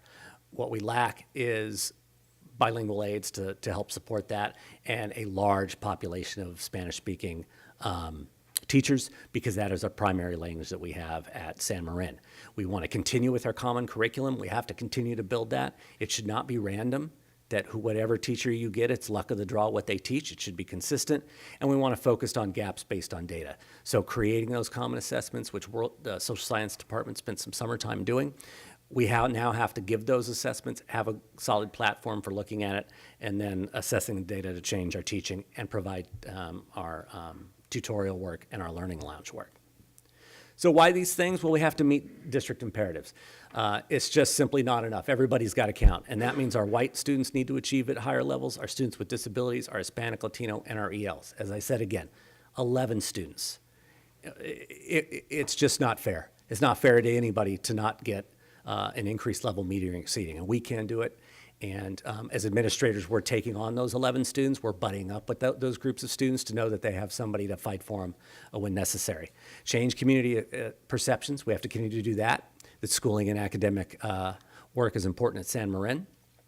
Research supports the common curriculum, common assessments, and common strategies in classrooms does work. Unfortunately, I haven't been able to spend as much time in the last 4 weeks in classrooms to support walkthroughs, but I need to get back to that. But common strategies is happening from periods 1, 2, 3, 4, 5, and through the day is critical. And then the comments that I've had at staff development that everybody counts. Every single staff member counts on our campus, every teacher counts, and every student counts. And we're all in it together to work hard to continue to improve student learning. So I don't have one last thing. Some barriers there with some technology, our EL supports and our staffing. So those are things I want to say back in the day, we always listed what barriers were on the form when we submit it to the state. So trying to juggle those things to provide what we need as a school. And lastly, I'll say in closing that Our staff got this. They all worked together. We spent 3.5 hours creating what we wanted to do and how we were going to address it and why we needed to increase student learning on campus. So I was very proud of them in those 3.5 hours and their continued work. That was the big chunk of it when they shared it out. So thank you very much, and any questions you may have, happy to entertain them. Trustee Cooper? Thanks, Mark, very much. My two questions, good presentation, by the way. My question is, in your single plan, under your goal 2, staff success, one of your challenges, or you note that the challenges are limited resources to disaggregate data for instructional purposes, limited technology available on campus. So if you could kind of go into that and what those sound like big problems to me. Yeah. Well, one we're working at with the district office, and we just haven't had a chance to upload those and get far enough into the game. So typically what would work for us is we would take those assessments, it would go on to some kind of technology, a platform where we instantly see who our ELs are, who are students with disabilities, and if we're looking at assessing 3 different standards. If you look at reading and what we're focusing on in the English language arts and in math, we can identify what students did well, what they didn't on the particular standards that were assessed. But we have had the initial conversation with DataWorks, or which is a Data Matters, sorry. DataWorks is an older, I'm sorry. Alex, I'm sorry for that. I know he's listening. So in trying to get that. So that's going to be, again, what I said, a slow process. It's going to be a barrier. We're not going to stop doing the work we need to do, but the quicker we can get and put our assessments on that, the quicker we'll be able to close that gap. And in terms of technology, we have 8 projectors, really 10, that aren't working on campus that, you know, we need one blew out today. We don't have one in the library. So we robbed Peter to pay Paul and put that into the science classroom.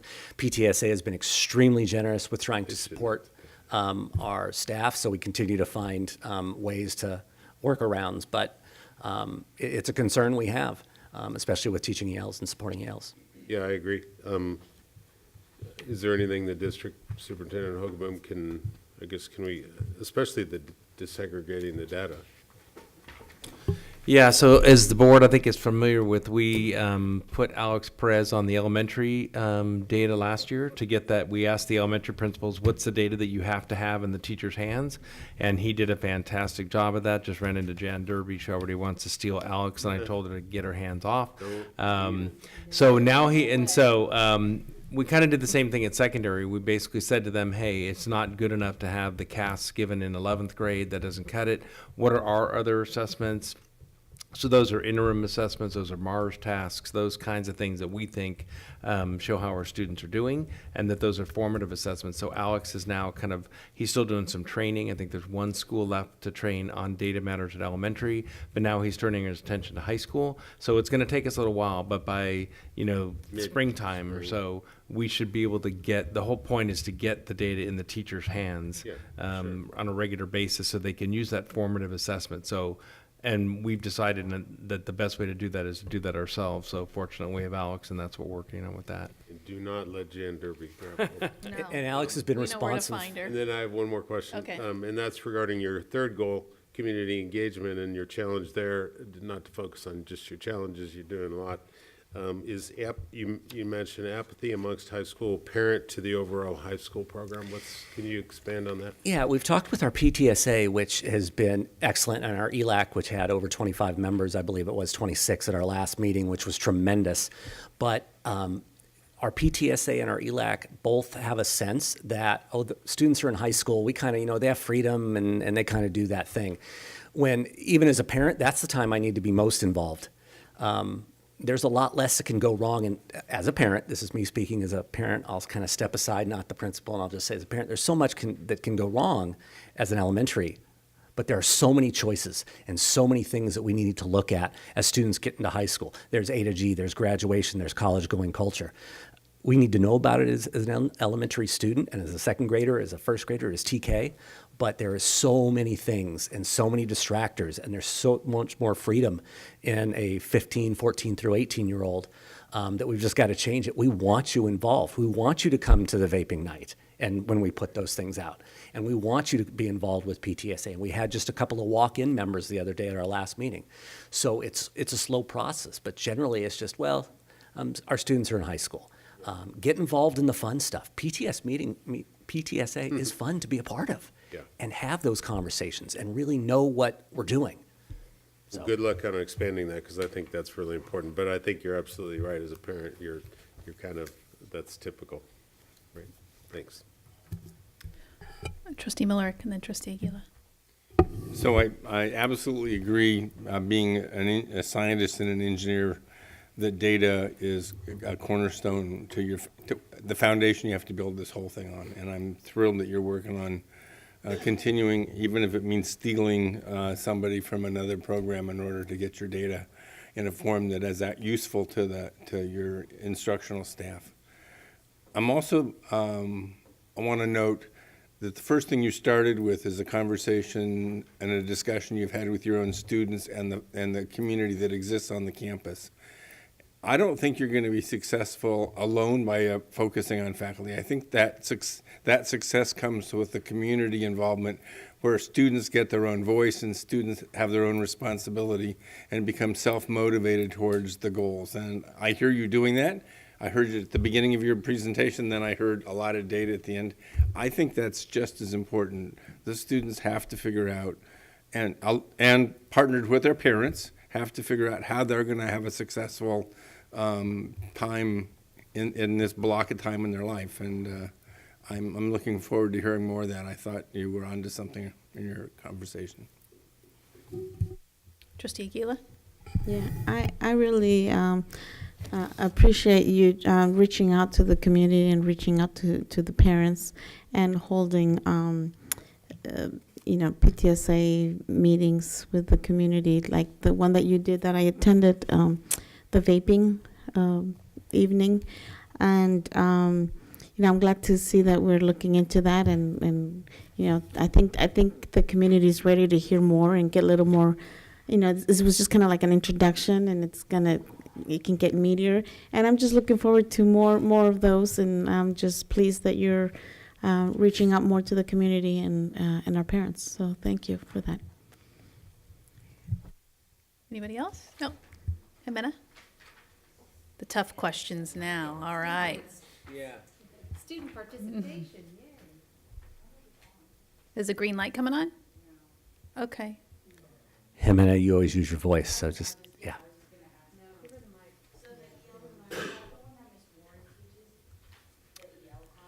Can Yes. you repeat the question?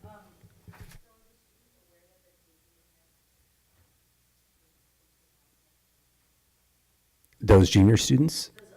Yeah. So the question Jimena had is, of the 11 students, are EL students aware they're taking the CAS this year? The answer would be yes.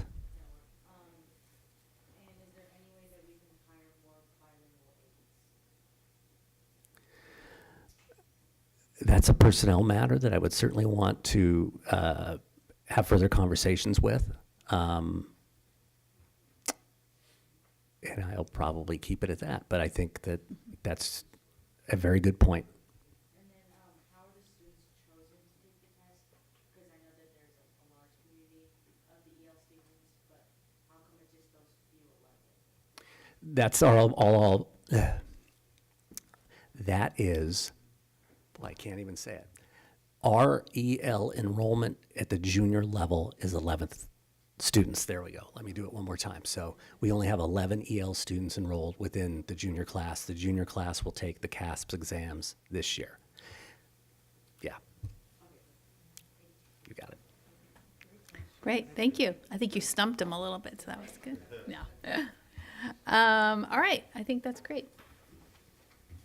Thank you.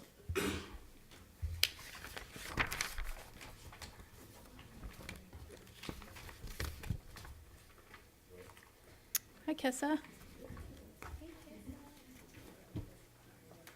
Okay. In my Halloween costume? Yeah. Yeah. Oh, no, you do. Oh, very fun. Very fun. Oh, then I'm done here. Good night.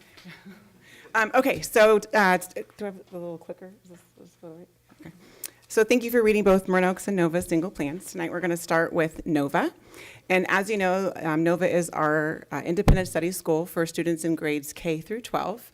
In the fall, we usually always have a smaller or a lower enrollment, and then we usually have a wait list by the spring. This year we have a much lower enrollment than usual. We have 14 open spots still. We are still conducting intake interviews, but it's a lower enrollment than usual. We serve a variety of students, and some of our students may struggle in the classroom setting due to ADHD, depression, or anxiety, while others are high achieving and choose to take an independent study approach because they want to learn at a faster rate. The best part is that Nova is able to serve all of those students. So it's difficult to look at data when you're looking at a small school like Nova.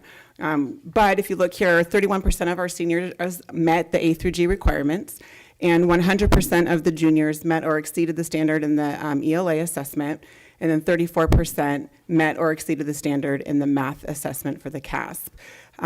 So again, we tend to look at individual student growth rather than statistics when it comes to the smaller school. When you look deeper into the math data, you will notice that there is still a lot of work to be done with math. However, one highlight is that our students did significantly better in Algebra 2, where 100% of our students earned a C- or above. So that was great improvement. Some of our strengths. Our Youth Truth Survey. Students expressed that they felt the curriculum is rigorous and that they have high ratings in most categories, and the biggest takeaway is that our students shared that they feel safe while at school. And in a time when safety is a high priority, it is reassuring that students feel comfortable and supported while they're at school. We provide counseling support services from Bay Area Community Resource Counselors for students in need. We use an updated version of Apex online learning to help students meet the A through G requirements.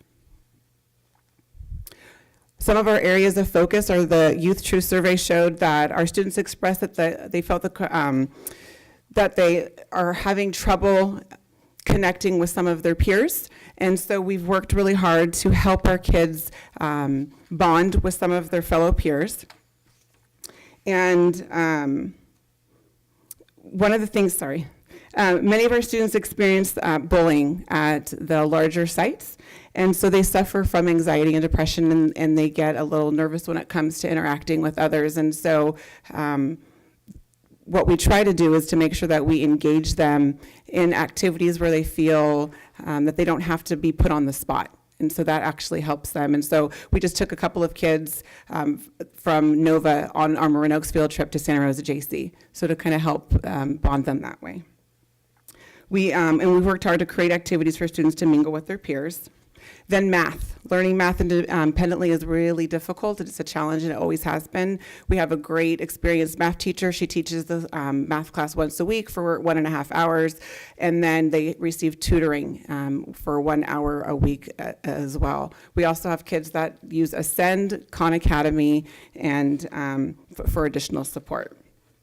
We are also visiting other independent school sites in Southern Marin and then Sonoma County to try to get some ideas on how to increase enrollment. And so our first visit is going to be in Sonoma on Tuesday, or November 13th. So that's next week. Okay, so now I'm putting on my Marin Oaks hat. One of our strengths is our strong school culture. We like to look at ourselves as one big family. Students feel a deep connection to our staff and to our school. Some of our strengths.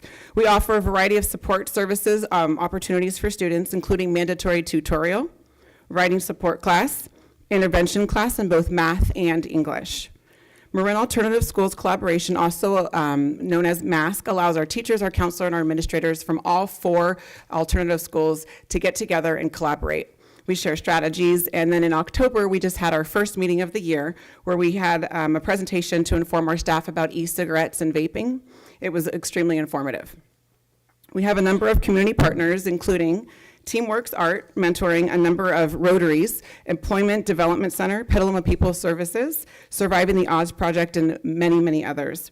Each of these partners provide direct services to help our students create important pieces of art to learn, like our new mural that was that was put up last year to help the students find employment, create music, so they have some music albums and videos, and then to learn new vocational skills and soft skills, including helping them find housing, and students receive so many other different kinds of support. Areas of focus. Students, and the same thing as with NOVA, where strengthening in their relationships with their peers. So throughout the school year, we offer a variety of different activities like team building day, zip lining, cultural food day, a lot of other things like that, just to help them become more bonded. Also CASP.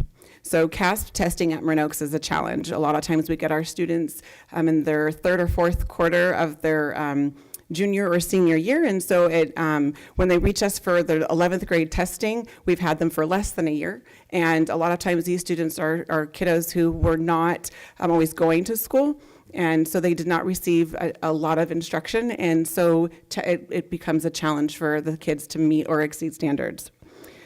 So what we like to focus on is preparing them for their post-secondary education and for graduation. That is our goal.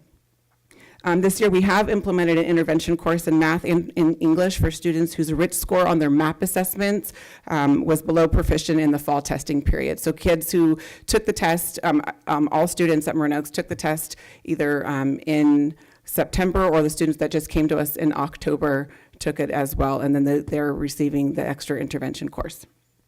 On-time graduation has decreased as well.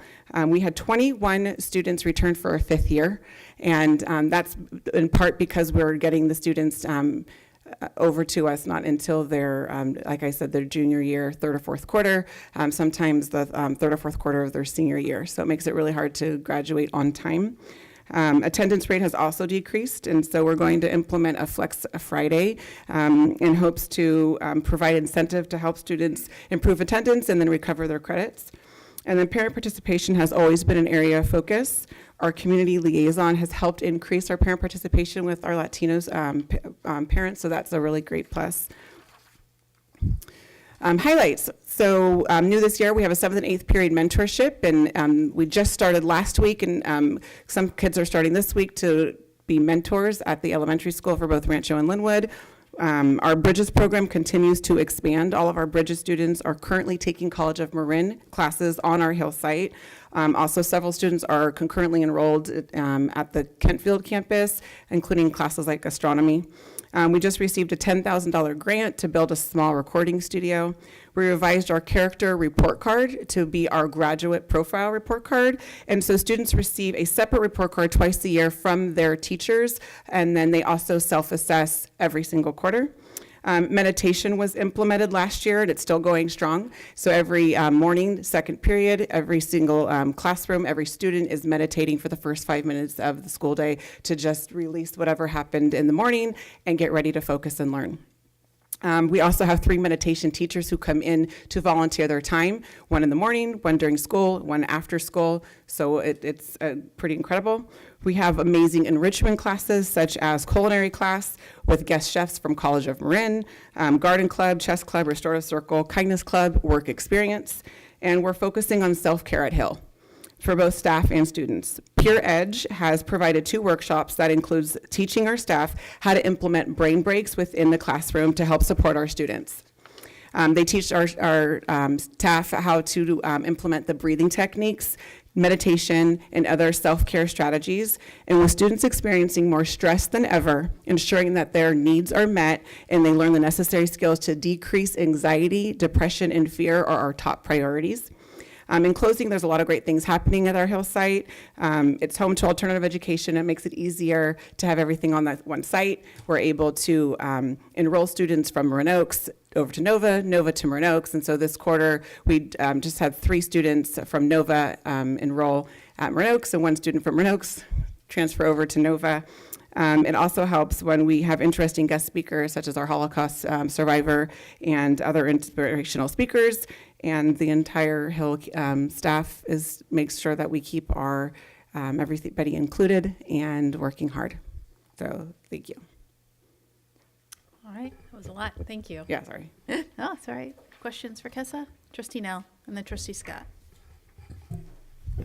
The couple of things maybe just on for both schools. You touched on for Nova, you were going to go visit another school to talk to them about enrollment.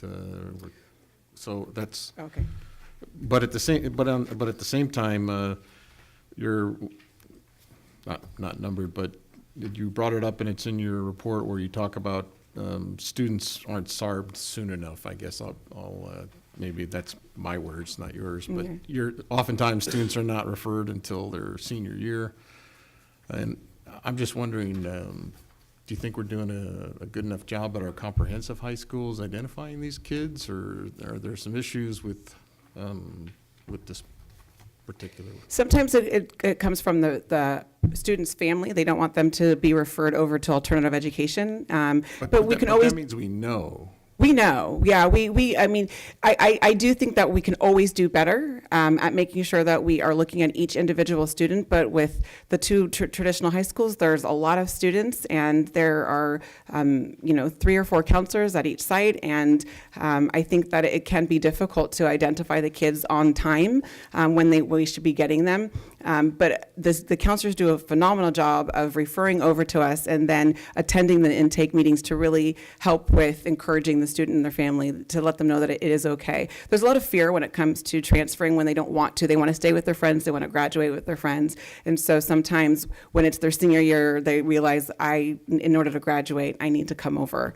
But there's always more things that we can do. Okay, well, that's good. I agree. I think there's more things we could do, and I'm suggesting that maybe it's the type of thing the board might want to take a look at it from a policy perspective going forward. And then on the Nova side, you mentioned, what do you expect to learn from your visits? I'm not sure exactly. We're going to go visit Valley Oaks first, and so the way that they teach, we'll come and have 6 kids at one time, and they'll teach them. And so the student is only working on English and history. So just learning different procedures and how they do things. And then with enrollment, what they do to make sure that they're getting the word out that this program exists. Because I think there's a lot of people who even work within our district that didn't know that Nova was for kindergartners or first graders. And so I think just making sure that learning how to broadcast us better, let people know. Well, thank you. I agree. I think we could do a better job of getting the word out. Me too. Trustee Scott? So with all the stresses in today's world, I'm so thankful that you guys have the meditation center. But my question is around that. Are you seeing outside use? I know that you said that you had 3 different times that you have somebody that comes in and gives instruction around meditation. I'd like to hear a little bit more about the students that are participating in that, possibly and/or staff. But are you getting outside of Nova and Marin Oaks? Are you getting outside takers to come in and learn this technique? So with the students, there's 2 teachers that are actually within the school day, and so the volunteer teachers, so they go inside of one of the classes, and actually they bring them to the meditation. So we have anywhere from 15 to 20 kids that are participating in one of those classes, and then the before school or after school meditation class, there's anywhere from 7 to 12 kids that are participating. Staff participate when we do the Pure Ed self-care, and then we opened it up for people to do meditation. We had 2 different kinds. Read that email. Yeah, so there was one. Just curious if people did it. So there was a few people that came for the first one, which Sarah is an amazing meditation teacher, and then we had a different kind of meditation, which was like Kundalini yoga, which it's kind of out there, so you have to be really brave to come see that one. And we had some people outside of the district that came, and some within the district that came to that one. So. I was just curious. I mean, I know that I read that email as well, but it's like I couldn't pull myself away from work to attend. Yeah. But I was just curious in the back of my mind. I wanted to send you an email saying, did anybody show up? We're going to do some evening events for parents and community members as well. I think that would be great. Yeah. I think it'd be great. Thank you. Yeah. Trustee Aguila? Mm-hmm. So I would like to congratulate you on some of the strengths, in particular, like with college enrollment. 80% of the students are able to. So it says in your report, 80%. That's wonderful. To the junior college, to make sure that they're going to the community college, which is great. And I think sometimes we forget that is an option, and that is a really good, affordable option. That's what I did. Yeah. I went from Novato High School, I went to College of Marin. Yep.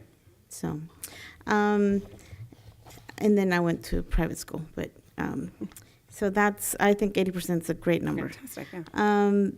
My question for you would be, as far as alternative education, you talk about the district and the staff development days are often not applicable to. So can you talk a little bit about that and how that is a challenge? Because the way that our classrooms are set up, so for independent study, it's one-on-one, and then there's labs. And so most of the things that we're going to, it's group work or it's for the larger traditional setting. And even with Marin Oaks, it is applicable sometimes, but the population that we're dealing with, we have to look at things in a different way. And so we tend to gain more insight when we meet with other alternative education schools. No, and I get that. But I was wondering about, do you feel like, okay, so what can we do as a board to help you with that? I mean, do you feel left out? Do you feel like? I don't think it's feeling left out. I just think we would just have, what I do is I have, like, we do things on our own. So taking my staff to different continuation schools or doing more collaboration with. So there's something that the school district could do, is just a lot of times it's not applicable. And, well, I mean, you're the kind of person that would just go ahead and just do what needs to be done. And so I think that's amazing. That's just who you are. You know, I mean, you had 3 schools. Yeah. You were principal of 3 schools, which leads me to my next question, if that's okay. With Nexus now being gone, is that like, are you, can you talk a little bit about that? I mean, is it? So I think with Nexus being gone, I think the middle schools are feeling it a little bit more because there's nowhere to bring our kiddos except for at the community day school. And then in regards to, so they could probably speak to that better than I could, as regards to like, for more time. I took over SARB, and so it just like switched one for another type of it, so. Yeah, because I did stop at your school, and even though enrollment's a little bit lower this year, Yeah. I mean, you guys are still busy. Like, Marin Oaks is the same, and so that's what usually takes up, I would say, 65% of my time. Right. Well, so thank you very much. Trustee Cooper? Yes. Yes, Trustee Cooper. Just a quick one. Thanks, Kessa. Always a pleasure to have you here. You always, it amazes me, you always take care of the business side of things, but you also take care of the student, the whole student. So, you know, meditation, who's doing that? I know, So, you guys should come and I think join it's us. awesome. When I read comments like what you put in here, or what was put in, students perform far below the expected outcomes for both ELA and math despite continued interventions. Don't give up. No, we're not. Is there anything that we can do, or I know you're about as creative as they come, so. I think It we're, just is you know, yeah, we just keep trying, frustrating. yeah, we keep trying new things. And so I'm hoping that with the 2 new intervention classes, in addition to our tutorial, that will help. A lot of the students may not be as happy about that because it's more intensive, extra time. But it's giving them that incentive to also, when they are taking the assessments, and they are, that they're taking it a little bit more seriously as well. Let us know if there's anything we can do. So. Okay, thank you. Thank you, Kessa. Thank you. All right, so we have 4 more to go. Who wants to duke it out? Who wants to go next? Steve, why don't you go?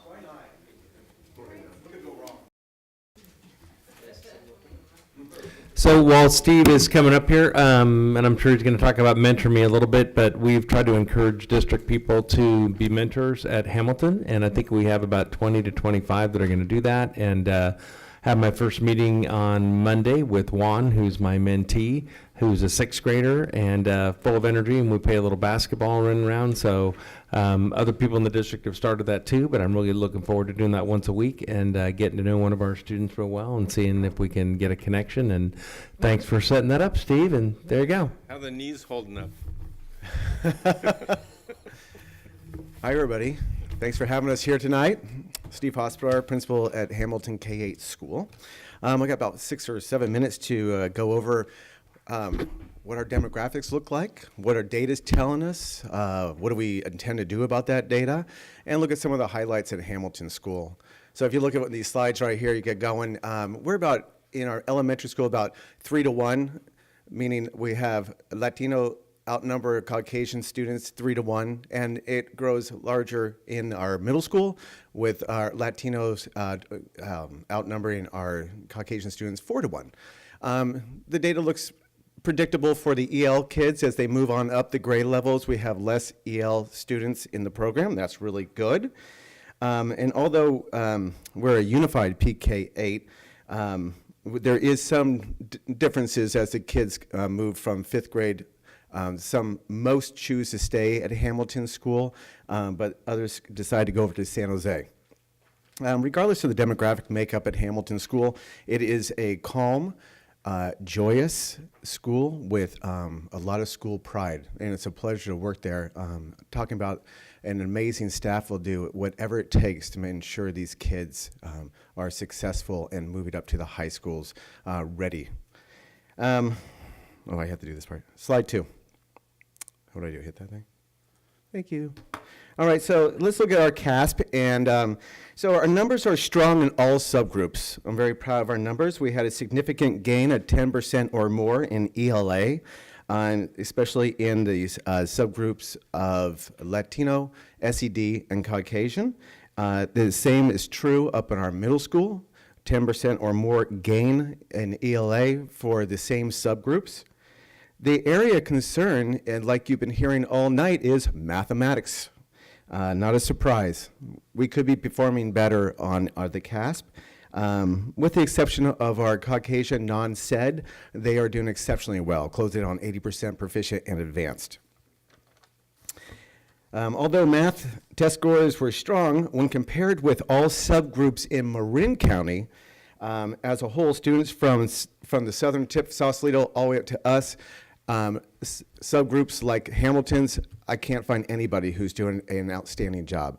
So I proceeded into San Francisco, and I couldn't find anybody there. I went through the peninsula, couldn't find anybody there.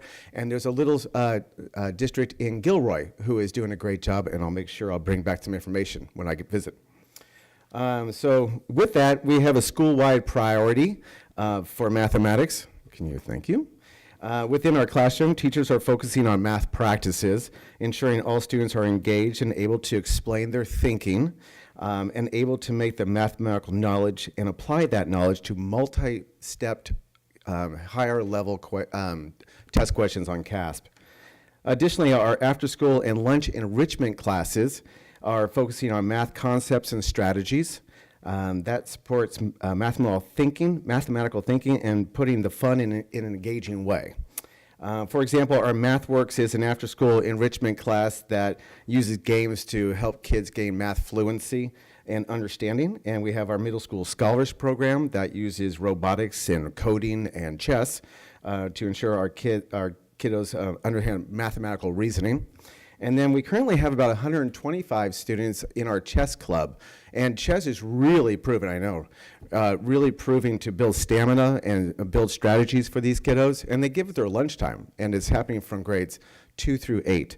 And at the end of the month, I'm having my preschool partners, 4 of them, will be getting chess put into with the 4th and 5th graders, 4 and 5-year-olds. So we're building our metacognition on the way up. This is crazy, Debbie, my 13th year at Hamilton. I know, crazy. I learned a few things. I made a lot of mistakes, but okay, as long as you know that. I know it's hurtful. That's why I come back. And some things are super clear to me, that our high number of students need more than academics. I'm very clear on that.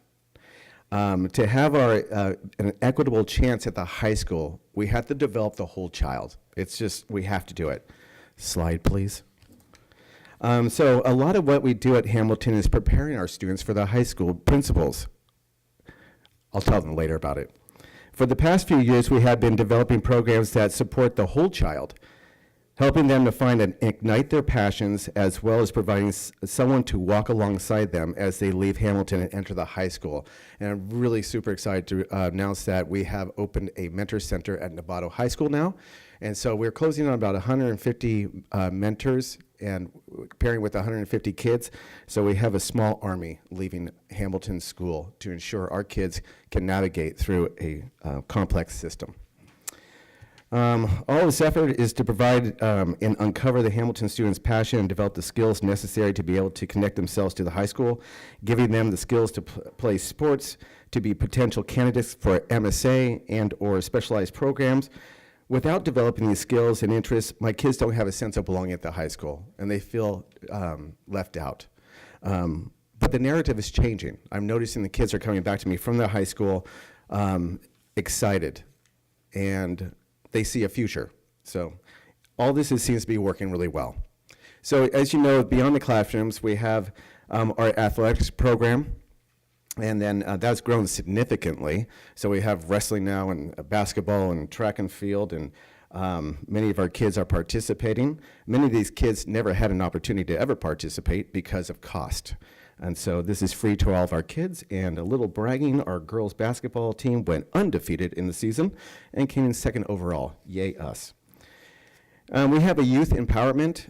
We really believe that students need to have service in their heart in order to take the lens off of themselves and to build empathies upon others. And some of the things that we do is we go to Glide Memorial Cathedral and to serve the homeless on Friday nights. It's one of my favorite things to do with the kiddos. So you can see the Hamilton van going down to Golden Gate Bridge, and these kids are right at home there. And lastly, we had our first Summer Hawks program. We're really attempting to combat the summer slide that happens for our kiddos. Instead of staying home and playing Fortnite, is that the thing? Yeah. Student has multiple classes to choose from, so they can go to, there's music classes, there's coding, there's robotics, there's makerspace, there's a ton of, and for 6 weeks, we charge $50 per kid for 6 weeks. So we fundraise, we got a lot of participants, over 100 students attended, and our next goal is 125 over the summertime. The most important aspect of Hamilton School is the relationships we build with our students and our staff and our community. We take a proactive approach to social-emotional wellness, not a reactive approach.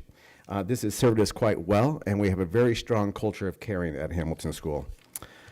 So like I said, I believe this is all paying off. I'm seeing our suspension rates are next to nothing.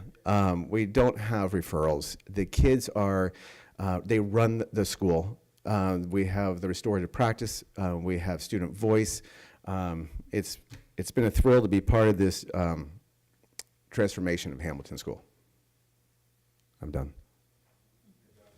You're done? That's it? You can keep going? I can keep going if you want. Oh, I can go forever, you know that. No. No. Your scores are amazing. Thank you. Really good. They've worked hard. Nicely done. Thank you, I appreciate that. What, could you just, I mentioned full day kindergarten and the pre-K to 3 work. And Yes. Can you attribute a lot of that in the pre-K to 3 work that you've done to some That's of a the? great question. I usually come here with a P3 lens of my Right. hat on, because that's what drives my work at Hamilton School, is that building that relationship, is extending the day. It's high quality teachers. It's a PK8 school, Yeah. right? And so we put all those tenets onto our school, and it's paid off, and it's been super successful. We do need to extend our kindergarten for a full day. We really do. We do it now, but we do it through enrichment. So I offer through You Choose University, we call it, Right. free enrichment for every kid at Hamilton School. 5 days a week. We have Spanish, we have robotic, you name it, we've got it. And kids just sign up and they go from class to class. So that's how we extend our day. And kindergartners are participating? Yeah. Okay. Exactly. Yeah. Great. Anybody questions for Steve? No? All right. I was so close. Question. First off, I think you're going to be surprised how much Gilroy is like Novato. sort of symmetrically at the other end of the Bay Area to Novato at the North Bay. So when you have a chance to visit, it's interesting that you found that gem there, and you're going to go look. I think you're going to find there's math gems floating around. I would look at the San Ramon Valley, and I think some here in Marin County. I think one whole school district doesn't succeed, but look at what we did at Loma Verde when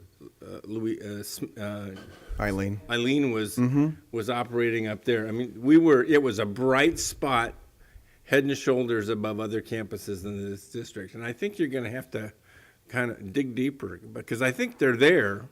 I think it's doable, and I get it's hard to find. It is hard to find. And I'm in the data. I love data. And by the way, Alex Perez and what he's built has taken my day, what it used to be crunching numbers for hours and into the evening, with a click. And so I know exactly how my teachers are doing, my students are doing.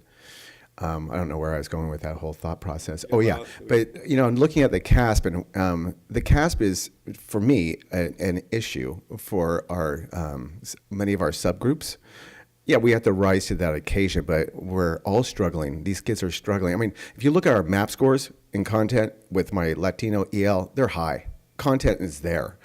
My teachers are pouring it into their heads. Is applying that to this complex questions is a struggle with that academic language. When you're learning two languages, no excuse. We'll figure this out. Yeah. But academic thought is not just something you do in English. Mm-hmm. I mean, there's 1,000 world languages, and there are creative thinking going on in every one of those languages. It's not it's not an English skill. It's a thought skill. We'll figure it out. Yeah, I'm sure. Thanks. Trustee Cooper? No, you're good. Okay. Thank you, Thank Steve. you. Thanks, Steve.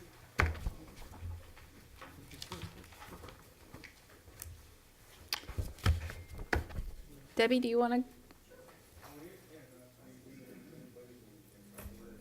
Melissa, we're saving the best for last. Come on.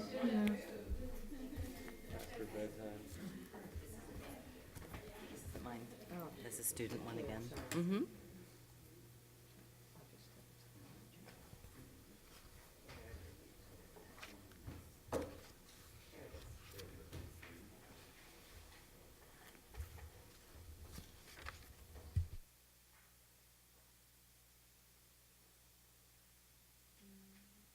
All right.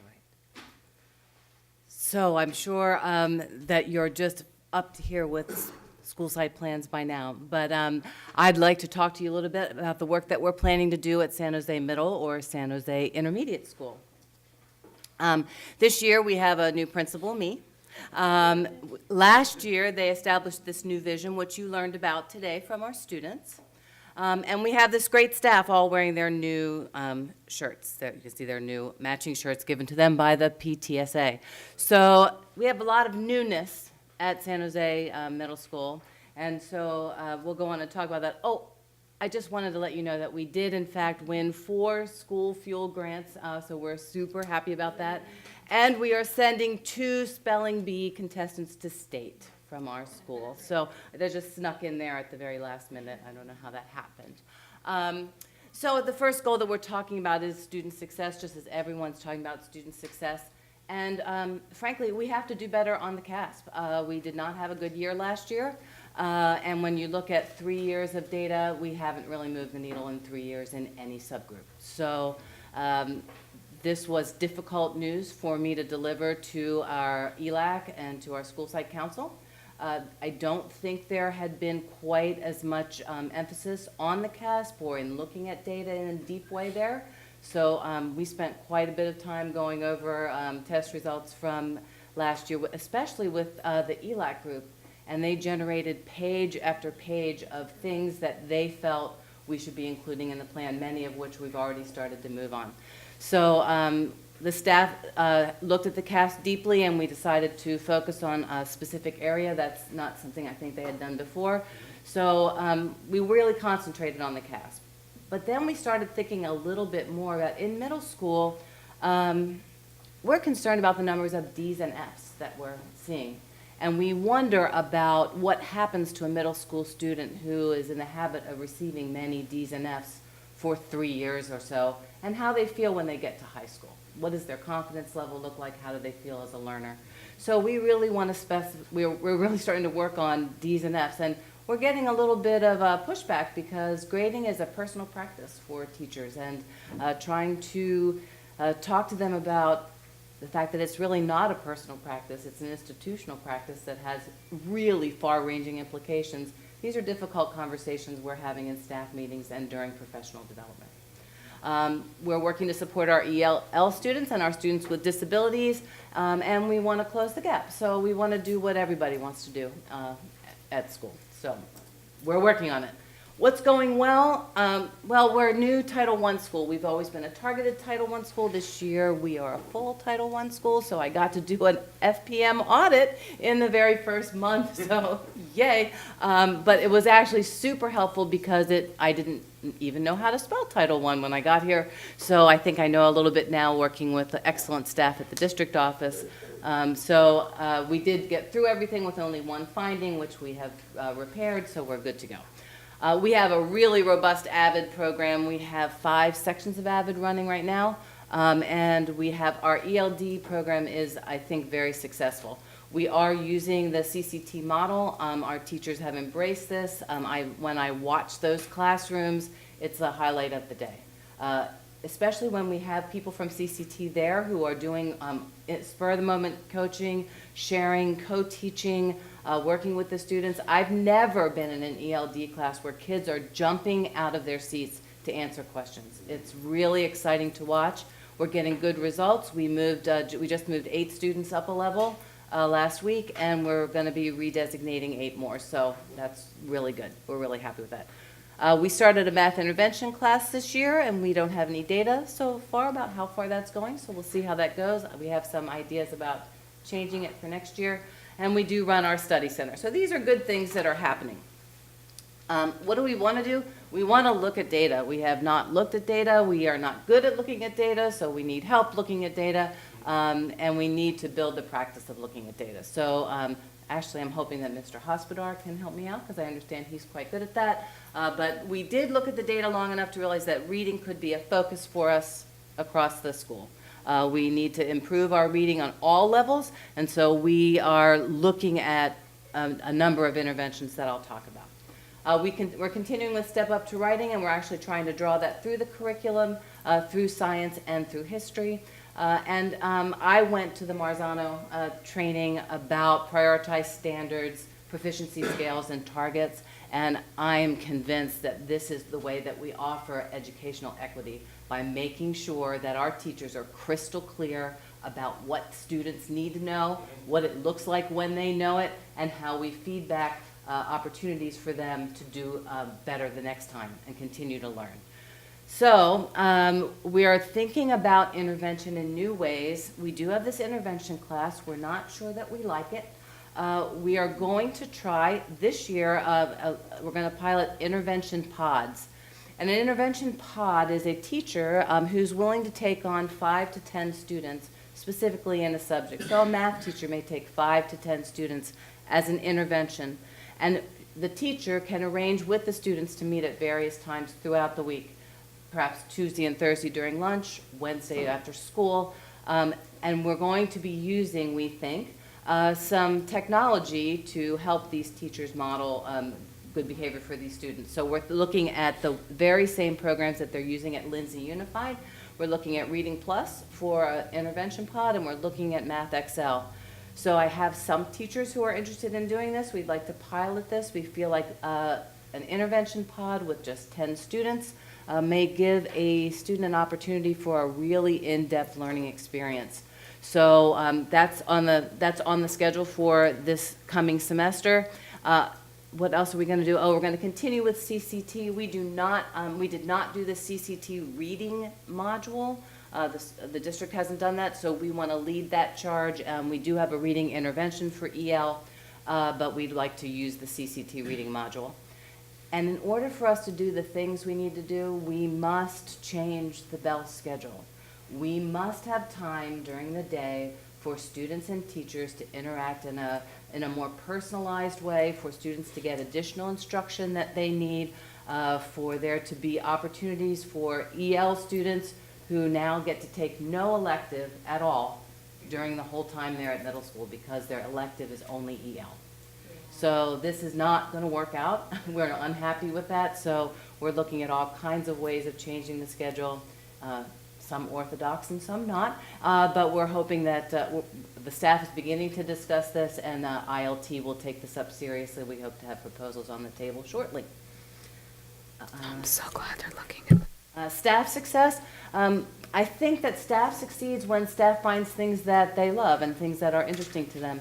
The PBL work has been going very well at San Jose Middle School, but we did get a group to go deep with PBL. So the deeper learning group is going to be our science group, and they're really excited about bringing that back to the school. Our history teachers are doing something super exciting. They're getting involved in this History Alive competition. In History Alive competition, students put together some sort of a research project, a really in-depth research project, and they present it, and it's like a competition, kind of like a spelling bee or math, the Mathletes program. But they're using all kinds of exciting ways to look at research. Stanford, a number of different approaches, and they're so excited about it. The history teachers are so engaged and excited, asking for more time to collaborate, looking for more time to work together, and it looks like it's going to grow 6 through 8. And up until yesterday, we were the only team in the county, so we knew we were going to go to county competition, but now we hear that someone else has entered, so now there's someone else, so we have to beat one other person. How are we doing this? We're doing this through our instructional leadership team. We're releasing students or teachers for collaboration when they ask. We're using teacher presenters at every staff meeting and during our professional development. And we are broaching the subject of prioritized standards and targets. Math is super far along in that. Other subjects are a little bit reluctant. We're looking for a guaranteed and viable curriculum. We want to make sure that the English class is the same in one teacher as it is in the other, and we have clear targets for our students to meet. So those conversations are ongoing. In community engagement, we want to increase our parent involvement, just what everyone wants to do, but we really need to make our efforts public. I think sometimes we are not doing a very good job of making sure that people know the great things that are going on. We want to make sure that we encourage and welcome new students, offering some opportunities for people to get to know our school so that they'll select it. How are we doing this? We have a Title I program manager who is engaged and moving. She's like working all kinds of ways to engage our parents and our community. We are offering PK, our ELAC, school site council, our neat and tidy way. Our PTA is amazing and dynamic, and we are working that everything that we send and do is translated for our community. The other piece that we're using for communication, and this is just launching off the ground, is bilingual student ambassadors. These are students who are bilingual. We're asking them to participate as interpreters, one-on-one interpreters for people who are visiting our campus at campus nights. So they're just getting off the ground. They are delightful and so helpful to have in the school. So how are we communicating? The middle school speaker series is starting at Sinaloa, and I'm thinking Mr. Larson will speak about this, but we're trying to offer 6 middle school speakers throughout the year. So the second one is at Hamilton, and then we'll do the third one, and then we'll do the same thing again in the spring. We are translating all of our written materials, and we really, really want to reimagine how we start the school year next year. We want to make sure that we have many opportunities for parents to come, especially 6th grade parents, to get involved with the school early. We want to make sure our kids are there early. We would like to give out schedules a little bit early, so there's a lot of changes that we would like to make for the school year, and a first day activity, a set of activities that helps to build community. One other thing that we're concerned about is our culture. Can you speak to the mic? Sorry. Oh, I'm sorry. One other thing I'm concerned about is our culture, and so we're looking at a really good program that I'm familiar with called Breaking Down the Walls, which is a program for students similar to Challenge Day, but one that I feel is a little bit more effective, especially for middle school students. I think we need to do a big event like that so that we can launch go back and look at our school vision and make sure that our students are really understanding what our expectations and hopes are for them. This is just a little roundup of the things that we're really concerned about: equity, the graduate profile, the 6 C's. We're concerned about wellness and mindfulness, and we'll address that with our Breaking Down the Walls program.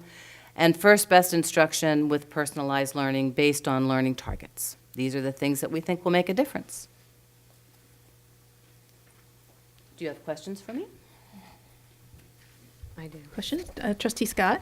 This is Trustee really Miller. more of a comment versus a question, but I just want to say regarding the bell schedule, I'm so glad that you guys are looking at that, because we've had parents and teachers come before this board and discuss that issue with the classes in terms of not getting the elective. So I'm really happy that you guys are looking at that, and I hope we find something on behalf of those kids, because it's not fair. I agree. Thanks. Trustee Miller. Comment, thank you very much for hosting my visit the other day. I really appreciate the time you took to escort around and introduce me to the individual instructors. The enthusiasm your leadership is bringing to the campus, looking for new ways to look at an old problem, I really appreciate, and I'm looking forward to having a dialogue about how we can upgrade our whole middle school program, including middle school speakers with language translation by our own students. How wonderful. Thank you. It was a pleasure to have you. Yeah. Anybody else? Okay. Under staff success, you again highlight, like others have, what the challenge and trends as a number of initiatives which demand our attention and limit our focus, and then some fatigue around adopting or exploring new professional development opportunities. So you just presented a lot of stuff right there. So on top of what the district is doing, so I'm assuming you'll implement things slowly, methodically, so that they're effective and not just good, but they're great. Truly, I feel like a I've been cultural change a little bit, I that's feel like I've been long-term. sort of bottled up for like 90 days. I've had to be quiet for 90 days because I'm new. Yeah. And so there's This like, was great stuff, though. I was like, yes, when a new principal comes in, I don't expect you to change it upside down, because it won't work, that way. But you have seen some things that can be done better and in the classroom, and I appreciate that. So it's how you implement them, and so. and I think it's talking. Yes. So this might be Yeah. a year of talking. Right. But Building that, what do I want to say, understanding of what you're trying to achieve, and that supporting you. Yeah. And I do have some early adopters, so that I think that we can start some things small and see how they go. Yeah, perfect. Thank you very much. Anybody else? No? Okay. Thank you so much. All right. Either Jim or Melissa. Jim, oh yeah, we'll see.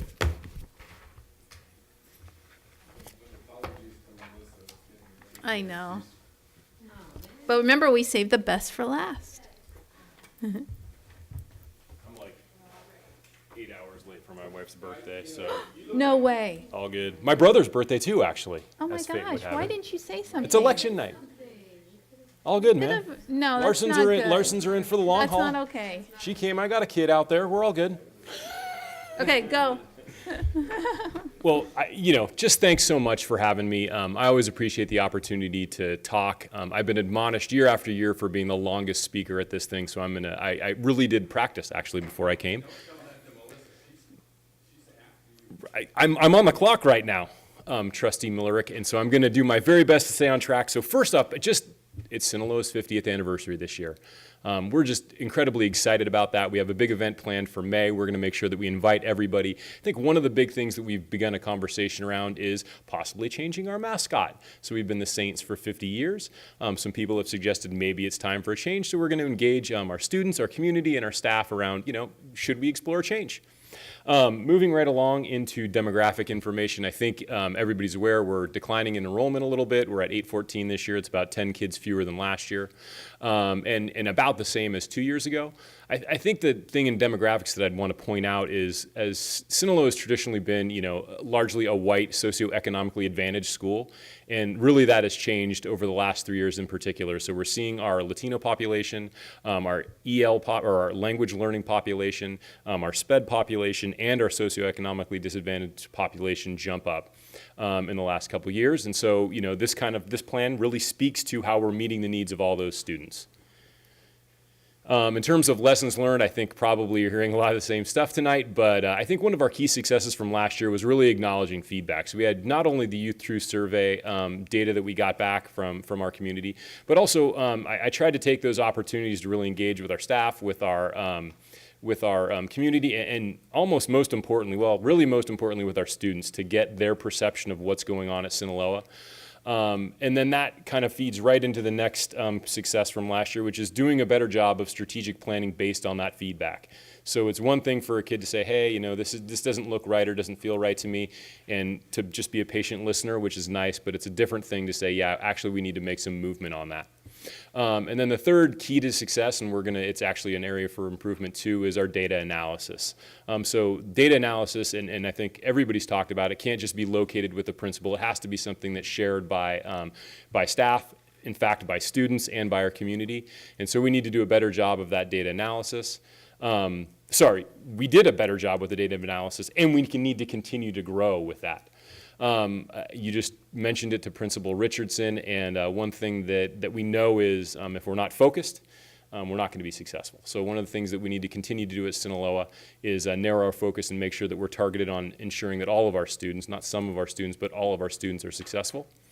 And then the last thing, and I've kind of talked about this a little bit, but really taking meaningful action. And so I think a lot of times, I won't speak for other people, but you really want to make sure that you're weighing all the options and that you're thinking through those potential unintended consequences that happen when you take action. And so I think sometimes educational initiatives or initiatives in general just get stalled out because you're in the thought process and you don't get into the action and get your hands dirty. So I think one of the things that we have for improvement is getting our hands a little more dirty, not just having the critical conversation, but then rolling some action out. Just to lift up our CCT, or our Clark Consulting and Training for our EL students, a great data point that I wanted to share is, first off, in the 3 years prior to the adoption of CCT, we were reclassifying about 32% of our EL students. With the first year of CCT, it was 35% of our EL students, and last year it was 72% of our students. So it was a huge gain. I think that's due in very large part to the staff that are in those rooms and the curriculum that they have. I think another thing that I would want to lift up district-wide is, while our reclassified English students have tended to not be as successful, we are now seeing that they are the same as the average student in Nevada. So we'd still want there to be more growth, but there's been a lot of growth district-wide for our EL learners. In terms of jumping into one of our prime strategies, or our key strategies in terms of ELA, English Language Arts, we're going to continue to implement the Step Up to Writing program. And the Step Up to Writing program is really, it's actually really important because kids that are struggling in middle school with writing, they don't just need that foundational writing skill in a format to write. They also need reading comprehension support, and they need vocabulary acquisition so they can raise that ceiling of potential. And Step Up to Writing, when followed with fidelity, really does that. So I think it's going to continue to be a key to our success with writing. And if you look at our data and you kind of drill down to that CASP a little bit, what you see is overall as a school, we're really good at writing. Our subgroups, not necessarily as much. So some work to do there. In terms of mathematics and really what we're targeting in mathematics, I think probably everybody on the board is aware that a group of us went to the Marzano conference recently, and we did a visit down to Lindsay Unified, and we have the Cali math team and the True math team, and we got support coming in 90 different directions. It's all great. It's all the right stuff. Staff is working hard, I think, at every level, or in all the meetings I've been in. I guess what I would want to relay to everybody is that's 50,000-foot work. What does that look like in the classroom? It looks like academic discourse. And when I say academic discourse, I mean our students sitting at tables, working together, doing that metacognitive thing where they're thinking about their thinking and they're talking about how they understand math. And so when we're looking at learning targets, when we're prioritizing those standards, when we're doing proficiency scales, those are all things that make a lot more sense for kids in the classroom sitting in the chairs talking about math when that can be clear. So I really want to commend all of our math teachers, certainly at Sinaloa, but everywhere, for doing that, that difficult work to make sure that our kids are going to have better outcomes. staff, kind of school-wide at Sinaloa, something I'm really proud of is the work we've done towards digital portfolios. So we had a presentation a few months back with you guys, and we've actually taken a lot of steps. So in fact, I had a lower expectation. And I was thinking that there would be some piloting. And really at this point, virtually every student at Sinaloa, 6 through 8, so 800 or so kids, have built digital portfolios and are starting to put work in there. So that's a great first step. I think the next step for us is really going to be developing what that reflection piece looks like. So again, it's that metacognitive piece where kids are saying, hey, this is my math assignment. It really talks about collaboration, but they're doing the reflection in that digital portfolio about their math work. I feel fantastic that I'm on time, and I just wanted to leave. It felt very appropriate tonight with it being election night with a quote from John F. Kennedy, "A rising tide lifts all boats." And so what we know is our students that are most at need, when we're serving them and we're ensuring that they're successful, that's not just good for those students, but it's going to be good for our entire community. Thanks so much. Thank you. Questions for Jim? When it gets down to the last few, we just like, oh. Thank you for hosting me the other day. Oh, of course, Oh, yes. good. Wow, you Happy to really have made you. the rounds in the last month or so. Good job. One more Friday, I'm going to take off to go to a couple more elements. Okay, great. Thank you for doing that. That's great. Trustee Gila? So I believe that you yourself went to Sinaloa. That's right. When you were a kid. So, you too. So, how did it come up with the topic of changing the mascots? Is it, was it the community? Yeah, so I actually think, over the last, so since I've just not as a student, but as an adult, since I've been there as the principal, I think every year, I think it would be fair to say that every year I have several staff members, different groups of kids and parents that are always interested, I think is the polite way to put it, always interested in looking at other options for our mascot. And so I grew up in the neighborhood. Mm-hmm. I still live in the neighborhood. My kids are headed to the school. It's a fantastic place. And I think what people would say is that some people feel excluded by the mascot. I think is the candid response. I think that we want to make sure that we have an inclusive school that's welcoming to all people. While I have my personal opinion, I also want to say, hey, if kids are saying it, if staff are saying it, and if parents are saying it, then I think it's worth some time and energy to explore it. Yeah. All right. Thanks, Jim, very much. Thank you, everybody. Appreciate it. Yeah, you go and celebrate Jen's birthday. Tell her we said happy birthday. Your son's still up. On the iPad. So cute. He wanted to be in person. He didn't want to watch it on TV. He wanted to be. So that's his portable babysitter, Jim? Is that how this works? I'm looking at the new education model. What I will say is that my kids get their reading chores and practice and sports practice in before they get to look at technology. Larson House rules. Okay. Hi, Melissa. Hi. Good to Thanks have for you saving here. me. I appreciate being here. A couple things I want to start with. First of all, thank you so much for letting me be here tonight and speak in front of you. You've all watched me grow in this district as a student, and then as a classroom teacher, and then as a coordinator upstairs, and now as a principal of Linwood. So I just thank you for trusting me to take on this school, and I really appreciate it. I have a picture up of our front, and I wanted to thank the board personally tonight for the beautiful paint job. It is really helping us develop a culture at Linwood, feeling supported and feeling loved. And so we really appreciate that. I wanted to bring that message from staff and students and families tonight. Thank you very much. If you haven't had a chance to come out and look at it, come out and look, because it's beautiful. We have a beautiful green trim. So I'm going to cut that off and keep going. So I talked about being a teacher here in NUSD, and one of the things that I prided myself on was really knowing who my kids were. And so as I transfer now into this position, I take time and intentionality to get to know who my staff is, who our students are, and who our families are, so that I can help support them better. That's what we're really focused on right now. As I have moved into this position the last 4 months, taking time to make sure I know what the needs of Linwood are so that I can help meet them and to bring in the best resources I can to help support that. So I don't have a lot of data for you right now because I'm still working through that data, and I'm still looking at, with my staff, how we're going to really support and drive the rigor and the instruction. One of our focuses is really looking at Linwood as a community and how we're supporting each other. So we're going to talk about a couple of the things that I identify as our strengths right now within that community and the culture that we're building and supporting.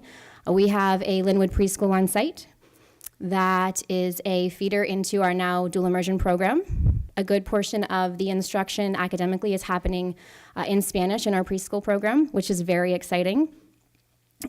We have dual immersion, TK, K, and first grade. We have 5 classes. Our TK we have 1 class. We have 2 kindergarten classes, and we also have 2 first grade classes. We have 3 social cognition classes as part of our Linwood community as well, which bring a lot of inclusion into our program and our community, and we're really excited about that. Our focus this year, and I sat down with staff, as many of my colleagues did, and we really looked at last year's SIPSA. We looked at our P3 goals, and we really did some heavy lifting and thoughtful processing around what we really wanted to focus on as a staff and as a community. Really staying true to our vision of culture and how we're going to support our students and our staff and our families. For our English language arts and our Spanish language arts, we are focusing on writing this year. As we look at our data, it's something that we really need to improve on, and it correlates with reading very well. And we know that the sooner students are practicing writing consistently and at as much as they possibly can, the more results we're going to see in English language arts and also in our Spanish language arts as well. For math, we're focusing on discourse and how students are communicating their reasoning. So not just how did you get the answer, or not just what is the answer, but rather how did you get there? So we're really focusing on that. ELD is a huge focus for us. If you look at some of our results, we need to make huge gains with our ELD population. We have about 41% of our students identified as language learners. We are at about 65% free and reduced right now as well. Another focus that we're looking at is small group work and small group instruction. This is where we're really utilizing our staff and some training to make sure that our students are getting small group instructions, so that they have the opportunity to have that discourse, and they're learning how to collaborate with one another, and that's where we really can see that power coming in. Culture and collaboration within our staff is really important, and then the community engagement. So a couple of things I wanted to touch on, and I'm going to try to make this brief because I know I'm the last gal up, but a couple of things we're focusing on is breakfast in the classroom. So our social and emotional to bring the culture together. Breakfast in the classroom, we're the first site to do this in the district, and what that means is students will have the opportunity to have their breakfast, their meal option basically, their morning meal, right when they walk in the door in the morning. We know that instruction can't happen. Students can't gain instruction or that academic processing if they're coming in hungry. A lot of our students are. And so what we noticed since the beginning of school is that students were, if there was a behavior, often first thing I would ask is, have you eaten today? Do you need something to eat? The answer was generally yes. And this is actually a process that Miguel has been working on for quite a bit of time, and so I jumped on it. Yes, we're doing it. We actually rolled it out on Monday. So we're working through, yesterday, we're working through some of the kinks on that, so I'll let you know how it goes, but we're really excited about that. We're also working on an MTSS grant right now in partnership with some folks upstairs, Karen Jimbo and Andrew Weir, and that's really focusing on the social and emotional learning and well-being of our students, because we acknowledge that that's very important, along with having a full belly, making sure that they feel safe and supported at school, and anything that we can support with at home. Community engagement is really important for us as well. We have an outstanding turnout in our ELAC meetings as well as our PTA meetings. You can see our site council has a great parent population that we're really excited about. It's a shift for us this year, so we're excited about that. Lastly, I'll mention something that we would like to have some support from our community around is a reset room. So when I first got to Linwood, we reshuffled some of the front office, especially including our nurse's office, and we have the nurse in a classroom that was open and available, and so we took the opportunity to, it's right off of our office where our office manager can see students, and if students need access to a different space than where they're at, we call that a reset, so they can come down, and it's an opportunity if they need a snack, they can have it in there.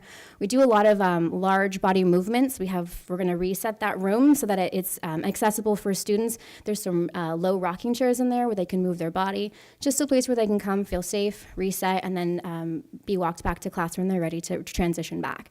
So it's something that we're looking forward to as well. I don't want to take too much more time because you know I can go on and on. Some of the highlights real quick, ELD and SLD support. We are receiving that from Clark Consulting. They have a consultant who's coming out and working with our dual immersion teachers to provide Spanish language development. It's the exact same method and principle philosophy as our ELD program. So they're doing training and coaching support on site for us, which is phenomenal. We are doing the first school focus of the high quality and balanced instruction as well as the culture of caring. You've heard me say culture over and over tonight. It's pretty much us right now. That's where we're living. So, and then the last, but certainly not least, I think right now is the most important for our student population and family population is the social and emotional learning. And we have that multi-tiered system of support grant that I had mentioned, and we're using Second Step right now for our curriculum. So thank you so much for having me up here. Thank you again for allowing me to take on this responsibility. I don't take it lightly.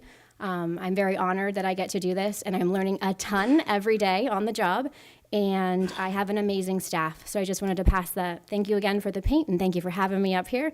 And I would love to come back out later in the year and talk a little bit more about dual immersion if you'd have me. Okay? For sure. Okay. I think that's definitely. Question? Yeah. Trustee Aguila.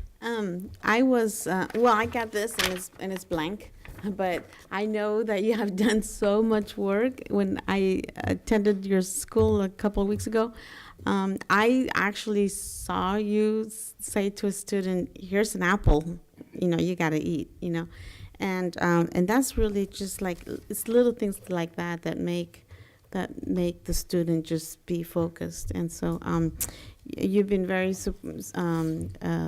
supportive to your staff. Your staff really appreciates you. We appreciate you. So thank you so much for all your hard work. And it's just we're able to say that I'm able to say that I'm proud of Linwood. So thank you. Thank you. Anybody else? Trustee Scott?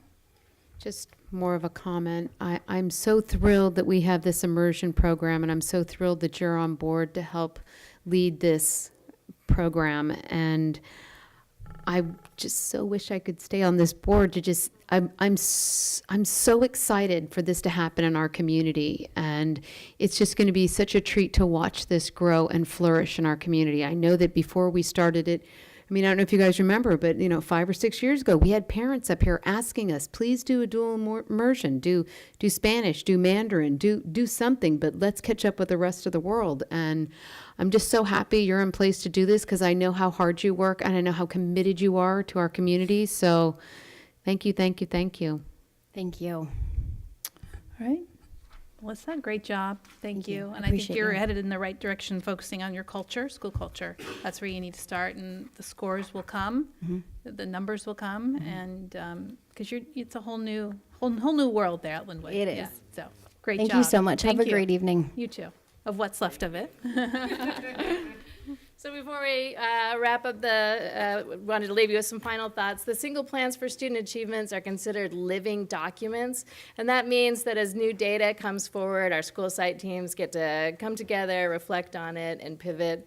And also the administrators that you've seen tonight, there's not an ounce of complacency in the Novato Unified School System. We're a system that's self-reflective and have high caliber leaders, and I just want to thank them for their efforts tonight. So, thank you.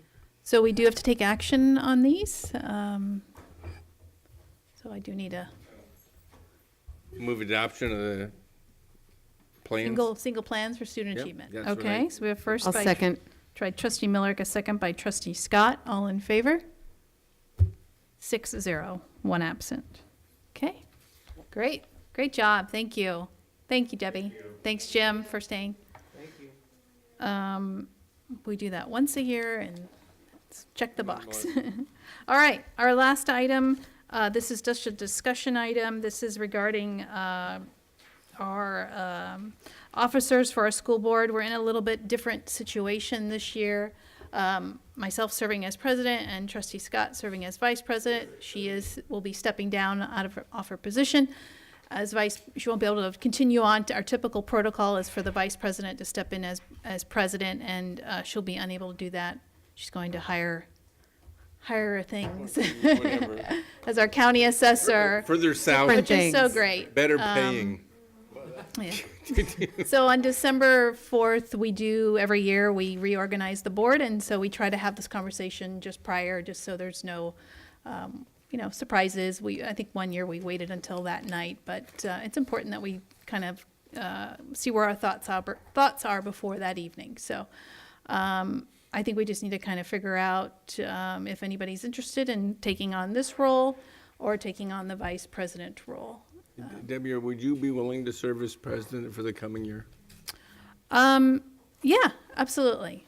I think it's the continuity would be important. We potentially, I don't know what the numbers are looking like this evening. It is election night. We could have 3, we could have 2, we could have 1 new board member. We don't know.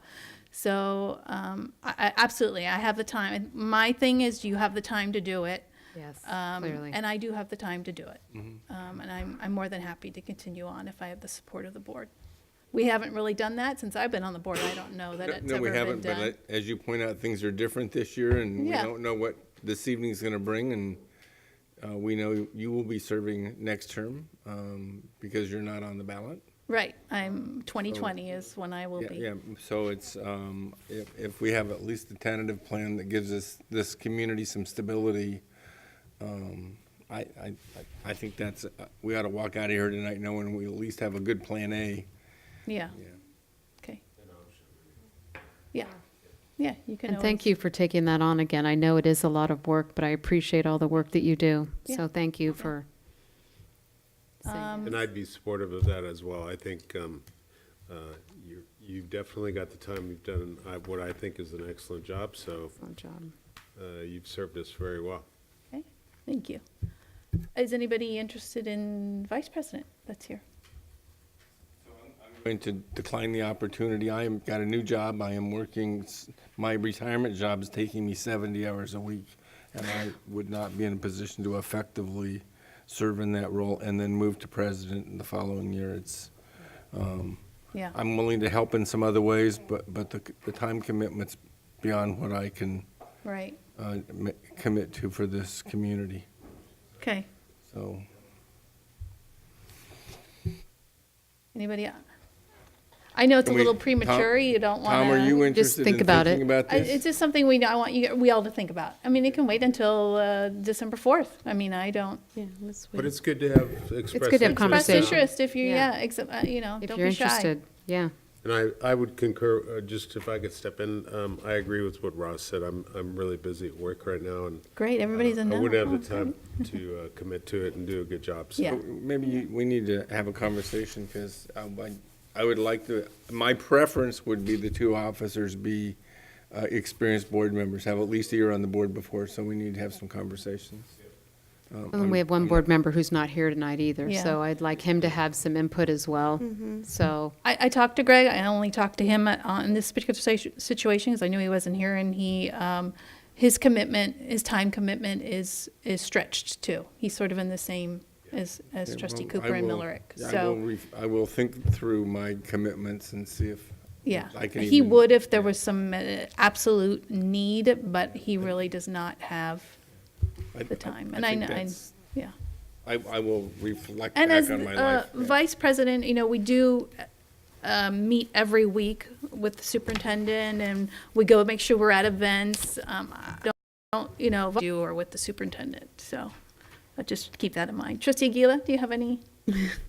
I'll be willing to step up depending on election Okay. night, and also with the contingency that not necessarily the vice president gets to be president. Mhm. We could maybe talk about that possibility too.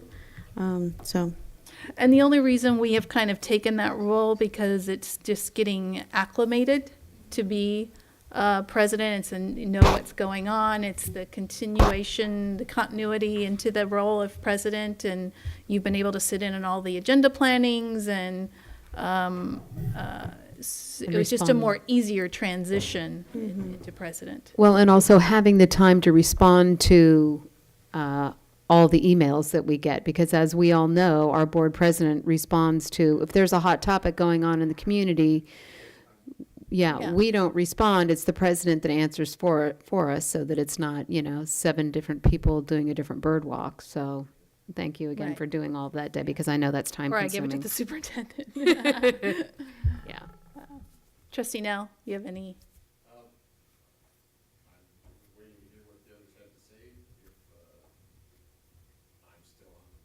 Yeah. Okay. Okay. Great. All right. So I just, we always want to have this conversation. So there's no big surprises, or we're not sitting here on the 4th twiddling our thumbs trying to figure it out, that we can move that along. So, all right. I think we'll just stop there. That's good. This board will be reconvening into closed session.